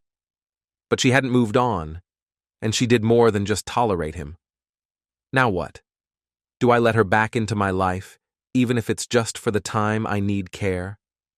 Can I trust her? If this doesn't work out and we end up hating each other, what about Miranda? He carefully replied, "Don't be disappointed that I'm not jumping out of bed with enthusiasm. I've just woken up, and I can already see some serious issues ahead." Catherine inwardly sighed with relief. Steve hadn't dismissed the idea outright. She looked up into his eyes. "Let me take care of you. It's the least I can do. You've already done so much for me." Steve raised an eyebrow.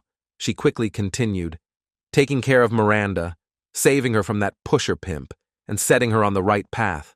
Again, I blame myself for being so foolish as to stray from our wedding vows. I'm deeply sorry for the pain I caused you. And for what? Just for the thrill? It was hardly enjoyable, and certainly not worth it. Please, let me take care of you for now. Steve relented.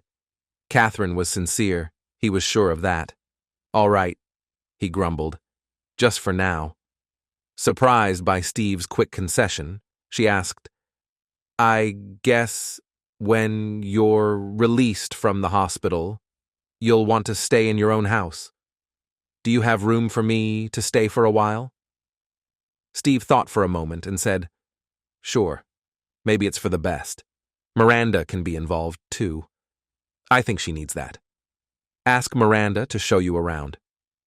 Catherine glanced at the clock and told Steve, Okay, Miranda will be here soon with Patricia. I'll go home, clean up, and pack. I'll be back soon and take Miranda with me to your house, if that's okay with you. Where does she sleep, if I may ask? In the workshop, there's a small living unit that she appropriated. She's very happy there. I sleep on the second floor, in the room with the balcony. Miranda will show you. Catherine walked to the door. Suddenly, she turned back, walked over to the bed, and gave Steve a soft kiss on the lips, saying, I love you. I really do, and this is to thank you for taking care of Miranda. She sees you as her father. She quickly left the room, leaving Steve bewildered. He didn't have much time to ponder, because Miranda almost bounced onto his bed just before Patricia entered, saying quickly, Easy, girl.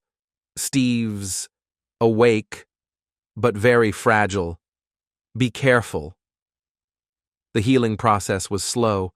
After 20 days in the hospital, he was finally discharged and sent home with a book full of advice and instructions. A nurse would visit daily to check his wounds, and the physiotherapist was scheduled to come the day after tomorrow. During his hospital stay, he had one unexpected visitor. An elderly man entered his room using a beautifully crafted Malacca cane. He took Steve's hand and said, May I introduce myself? I'm Robert Garland, regretfully the father of your stepdaughter's mentor. Steve immediately felt defensive. Robert Garland noticed he hadn't built a multinational trade company without becoming adept at reading people's body language. Quickly, he added, I'm here to apologize and see if there's anything I can do to assist you. First, please accept my apologies for my daughter's behavior. I made a grave mistake by asking my sister-in-law to care for my children after their mother passed away.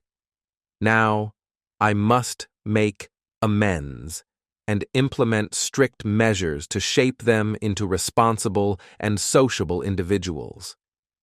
This doesn't help you, I know, but I will compensate you for any losses you incur during your recovery. By the way, what is it that you do? Steve noticed the man's brutal honesty and began to warm to him. Mr. Garland. Robert, please. Robert, first, thank you for your concern, and I don't know if I've lost anything. Steve explained his profession and saw Robert's eyes light up. He asked, Do you have any references? Perhaps we can come to a mutually beneficial business arrangement. Steve mentioned 4 companies he had worked for. They chatted for a while, and Rachel's father left on good terms with Steve. Steve was finally home, he thought, but he couldn't do much. He felt as weak as a kitten, having lost a lot of blood, and his bruises and painful ribs left him barely able to move. He had hardly exercised while in the hospital. Catherine had set him up in his bedroom. She placed a stool in the bathroom, but now a nurse, who resembled a battleship, was giving him a bed bath, deeming him too unfit to take a shower. Fortunately, this would only be for the first few days. Catherine sat in the room across from Steve so she could hear him if he called. It's been a long day. Despite the fact that Steve took a nap, by 9 in the evening, he was completely exhausted. Miranda covered him with a blanket. Good night, Dad. Have a nice dream, she said, hugging him tenderly. As Miranda was leaving, Catherine came in. She repeated, "Steve, I'm here to take care of you. If you need anything, absolutely anything, call me. Okay? Please?" Steve promised, although he doubted that he would have to keep that promise. Catherine kissed him on the lips. When she bent down, she saw a lot of interesting things. He smiled inwardly. She promised. And then she left. Then he remembered his dilemma and continued to ponder it, and Catherine's kiss remained on his lips until he fell asleep. After the painkillers, he slept very well, and at 10 a.m., he woke up when Catherine shook him by the shoulder and said, "Good morning, Sonia. How are you feeling?" "Rested," Steve said, "and sick. I think the painkillers are over. I'll give you some after breakfast. You need to refresh yourself before taking them. What would you like?" Steve grinned. "Do you cook by yourself?" he asked incredulously. He knew firsthand that Catherine was terrible in the kitchen. Despite her best efforts to get better, the results were usually inedible. Catherine smiled at the gentle teasing. In truth, she enjoyed it a lot.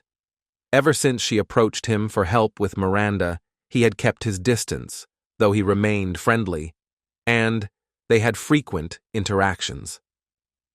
Miranda required a lot of careful thought. Suddenly, Catherine realized that throughout this time, he had always been polite and friendly. He never pointed out mistakes to her or called her derogatory names. Yes, sometimes he acted cold and distant when something reminded him of their divorce, but he never made a derogatory comment. Catherine turned away for a moment, tears threatening to spill. Steve noticed the gesture. Concerned, he asked, "Catherine, did I say something wrong?" "No," Catherine whispered. "That's just it. Since Miranda forced us to talk again, you haven't said a bad word about me or against me. I feel so ashamed of myself for what I did to you. Kathy, please stop beating yourself up over it. You can't turn back the clock. I'm not mad anymore. We're getting along quite nicely, and I know you love me, but I'm damaged goods now and have trust issues. And no, that's not all your fault." Catherine felt a warm flush course through her body. He called me Kathy, she thought happily, and went to prepare breakfast. 2 weeks passed. Steve was now making a significant recovery. He could go downstairs and use his small gym under the supervision of a physiotherapist. After consulting with Dr. Samuelson, Steve decided to gradually stop taking painkillers. Catherine decided that some exercise would benefit her as well, so she joined Steve in the gym when the therapist wasn't around. She enjoyed the chance to subtly show off her figure, starting with loose sweatpants and t-shirts and gradually switching to tights or yoga pants with sports tops that revealed some or a lot of cleavage. When Mr. Garland learned of Steve's progress, he visited again, this time for business. He offered Steve a position as his technical advisor, with an attractive salary and many benefits. It was a part-time role, allowing Steve plenty of time for his other work. Steve didn't take long to accept. During his hospital stay and in the following weeks, Steve was prescribed potent painkillers. What they didn't warn him about was their highly addictive nature. When he transitioned to milder pain relief, he quickly found himself in serious trouble. He experienced sweating, sneezing, and bouts of fever, struggling to sleep as nightmares plagued him. Catherine often comforted him after these nightmares, sometimes multiple times a night, though it took a toll on her, leaving her exhausted and unable to focus. She noticed that her touch could soothe him instantly, calming his troubled mind. After enduring a week of withdrawal symptoms, Steve finally became clean, but the nightmares persisted. A week later, after enduring 2 consecutive nightmares, Catherine, out of sheer desperation, climbed into bed fully clothed beside Steve. They slept. Miraculously, both slept deeply. When Steve woke up, he felt a rare sense of restfulness, Lying there, cherishing the moment, he felt something warm and comforting against his back. Slowly turning, he heard Catherine murmuring softly in her sleep. He decided to patiently wait until she woke. It dawned on him how much strain this had put on her. Yet she never complained and was always by his side when he needed her. This realization stirred something deep within him, causing it to resonate profoundly. After 30 minutes, Steve yielded to nature's call. He turned around, gently kissed Catherine on the forehead, untangled himself from the sheets, and headed to the bathroom. Upon his return, Catherine was awake, sitting upright with a worried look. She had missed the kiss and only woke when Steve left the bed. Steve noticed and approached her. Sitting beside her, he said, "Thank you for being here and for your care. I truly appreciate it." He kissed her forehead softly and continued, "It's my turn to make breakfast, brunch." For Catherine, it felt like a weight had been lifted from her mind. The sensation was so profound that she floated into the kitchen. Having an epiphany, she resolved to broach the topic as soon as they sat down together at the table. "Steve, can we discuss your nightmares?" Steve looked at her questioningly and replied, "Sure, what about them?" "I've noticed that your nightmares seem to subside when I'm in the room, at least for a while." Steve nodded, encouraging her to continue. Summoning her courage, Catherine said, "Last night, out of desperation, I crawled in beside you, and you immediately calmed down. We both slept peacefully." Steve nodded again and remarked, "And now you want us to share a bed?" Catherine glanced at her plate, unable to speak. "So," Steve added, "you think it's worth trying?" Catherine nodded slowly, meeting his eyes. Catherine glanced up, and Steve noticed a sudden sparkle in her eyes. "Really?" "Yes, really. I believe this shouldn't just be for 2 nights. Pack your bags and move in. Let's see where this leads," Steve replied gently. Catherine's heart soared. After an excellent brunch, she gathered her belongings and moved them across the hallway. Over the next couple of nights, Steve started having unsettling dreams. But whenever he felt Catherine snuggle up to him, the nightmares dissipated or turned less frightening. At first, Catherine wore a thick nightgown. Steve slept in a t-shirt and boxer shorts, relishing the sensation of skin against skin. Steve woke up one morning to find Catherine's hand on his chest under his t-shirt. He felt a stirring in his loins and blushed. He carefully slipped out of bed, passing through the bathroom to the kitchen. It was sweltering. The house resembled an oven, even with the air conditioning running. Steve continued to suffer from nightmares, and he and Catherine still shared the same bed. That evening, Catherine opted for a light nightgown. They drifted off to sleep, though it was fitful due to the stifling heat. Steve got up, turned off the air conditioner, and then closed the mosquito screens in all the rooms after opening the windows. The gentle night breeze was refreshing, and he returned to bed, snuggling up behind Catherine, and soon drifted off into a peaceful sleep. The next morning, Catherine slowly woke up from sleep, experiencing unusual sensations. Instead of sleeping in the usual position, with her snuggled up against Steve's back, it was the opposite. Steve hugged her, reminding her of their happy days in marriage. They had a wonderful intimacy. Steve brought a rag and towel from the bathroom, wiped her gently, and kissed her gently. By the time he finished, she felt completely relaxed and contented, happier than ever. They both dozed off for 30 minutes. When Steve woke up, he said, "I'll go check on Miranda. She needs to get to school early. Take a nap." He went downstairs and found Miranda having breakfast in the kitchen. "Where's Mom?" she asked. Steve tried to dodge the question. "She's still in bed." "Not her bed. I checked an hour ago. I thought maybe she was in your bed," Miranda said pointedly, her voice hopeful. Steve blushed and opted for honesty. Yes, she was. For a few nights now, to keep the nightmares away. This morning things got a little complicated. Miranda, a 16-year-old bundle of hormones, threw herself into Steve's arms and cried, "You have no idea how happy that makes me, Dad," looking up at him with eager eyes. "Are you two back together?" Steve answered gently. "We're working on it, kiddo. There are some issues to sort out, but I believe now that your mom made a mistake under pressure and has regretted it ever since." After that, Miranda hurried to the waiting car that was supposed to take her to school. She couldn't wait to share the news with Miss Dawn. Steve returned to his bedroom and was surprised to find Catherine in the bathroom, armed with scissors, a body razor, shaving cream, and towels. "What are you up to?" Steve asked. Catherine smiled broadly, and Steve understood everything. They've moved on to the second round. Two individuals lay on a bed, slowly returning from a surge of serotonin and oxytocin. The euphoric hormones coursed through their veins. Catching his breath, Steve whispered softly in Catherine's ear, "Can you promise me you'll never do something like that again and never lie to me?" "Yes, I can," Catherine replied.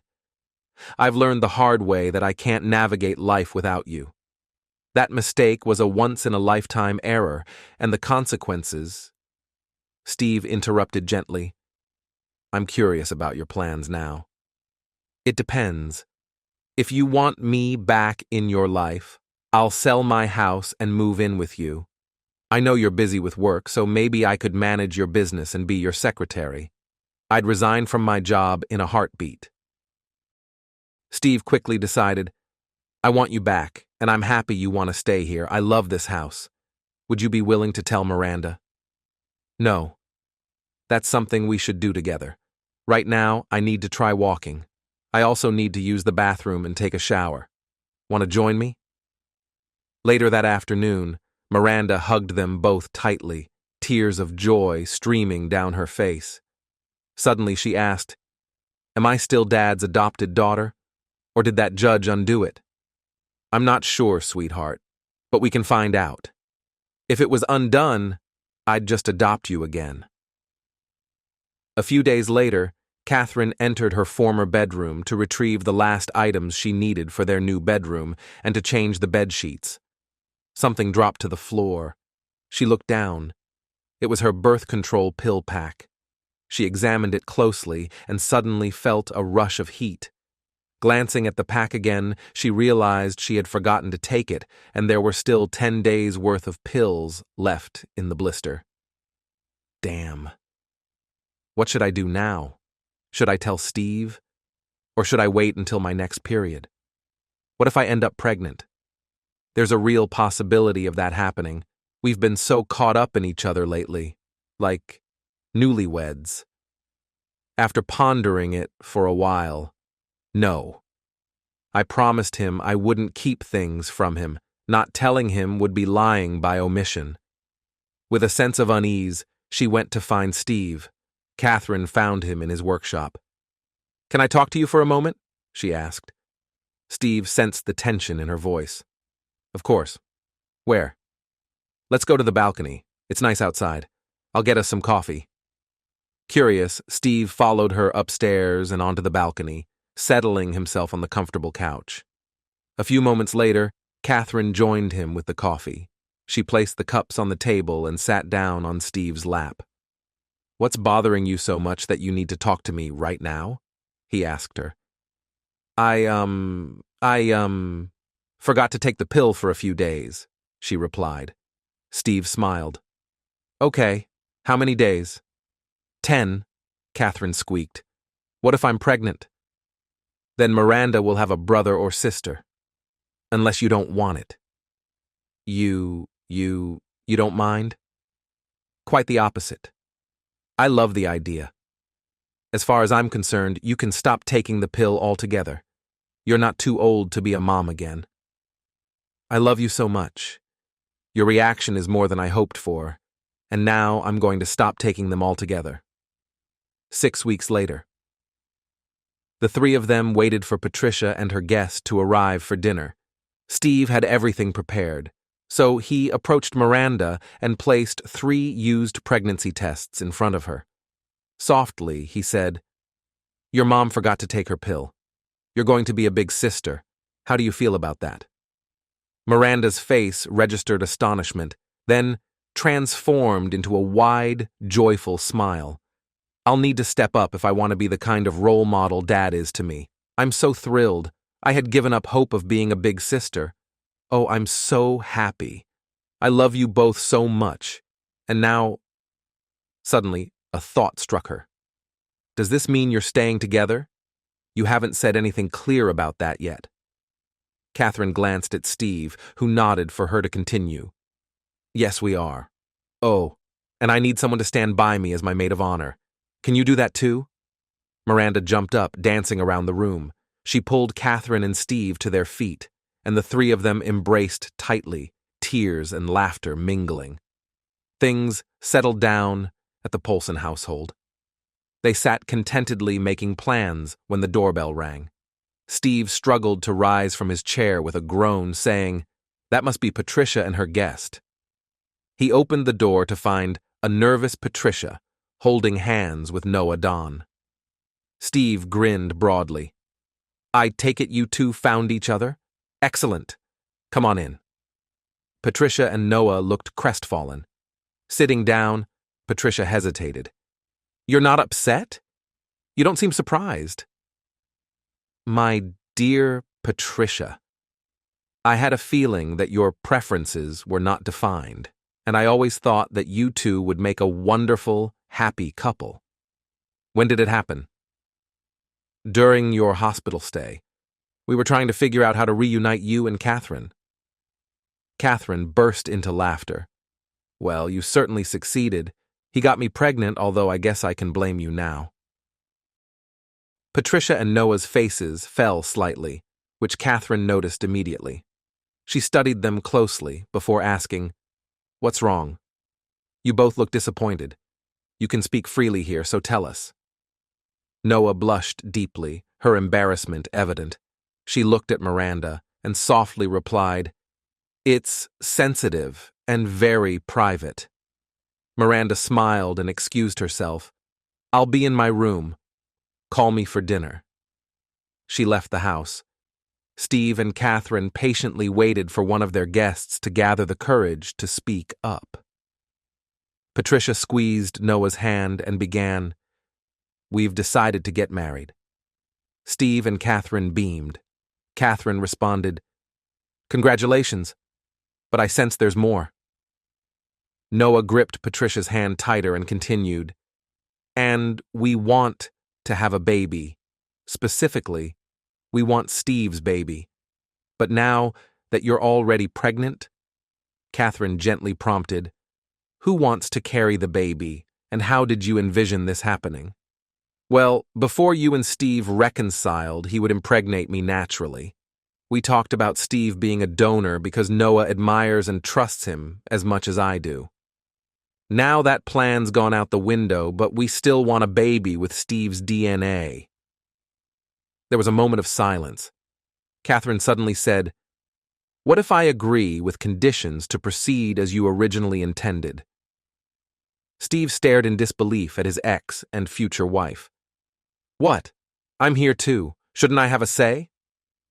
Catherine kissed him softly and whispered, "Babies should be conceived with love, not in a cold, sterile environment with glass jars and syringes.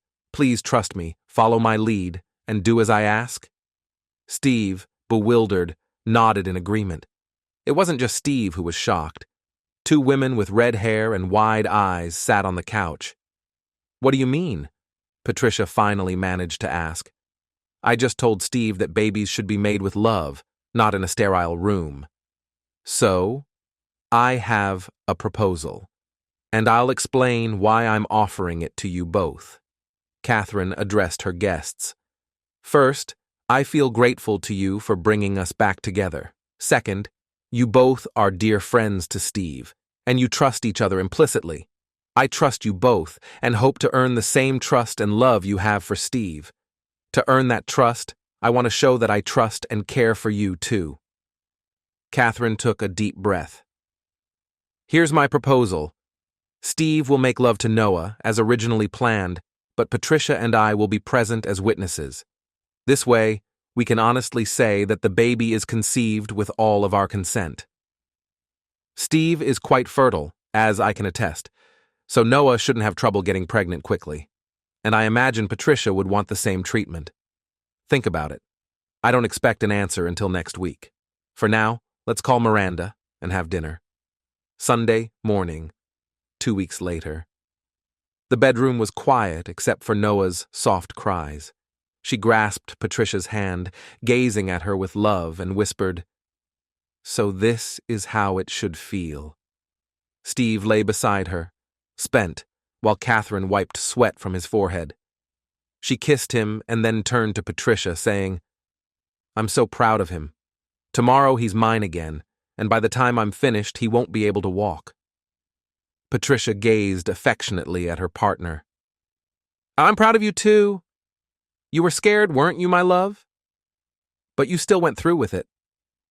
Noah, with a contented look in her eyes, smiled and said, "If I had known it could be like this, neither of you would have stood a chance after his divorce." She turned to Patricia. "Don't worry, I belong to you completely. You're like the female counterpart of Steve, and he's already taken by Catherine." Curious, Catherine asked, "Why were you afraid? Steve is a very gentle man." Noah's expression darkened. "My first and only experience with a man was horrible. I thought I was in love, but he pushed me relentlessly until I gave in. I needed a doctor afterward to fix me up."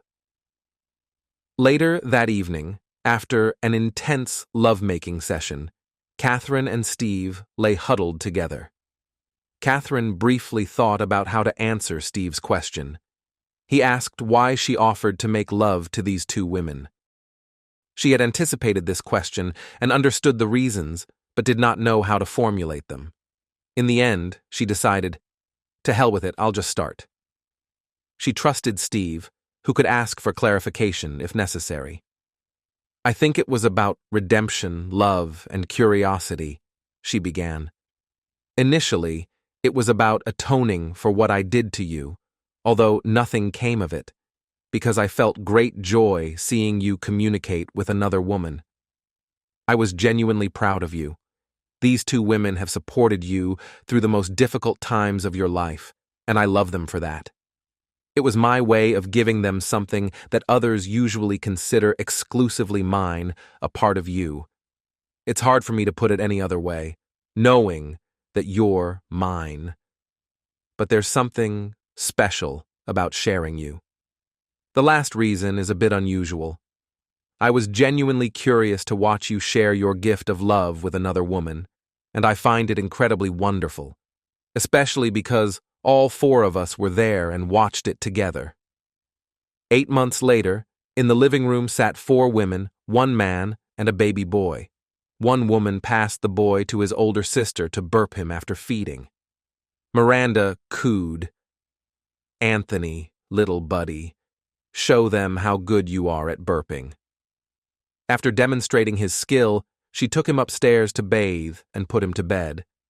Catherine glanced at the 2 pregnant women, Noah, heavily pregnant now, and Patricia, 4 months along. Allowing Miranda to attend Anthony's birth was the best decision we ever made, aside from remarrying. Witnessing new life inspired her to pursue midwifery. She's found her purpose, and I couldn't be happier. I have my husband back, and I'm completely in love with him. Steve chimed in. "I couldn't agree more. I'm exactly where I want to be, with my wife, kids, and the best company imaginable."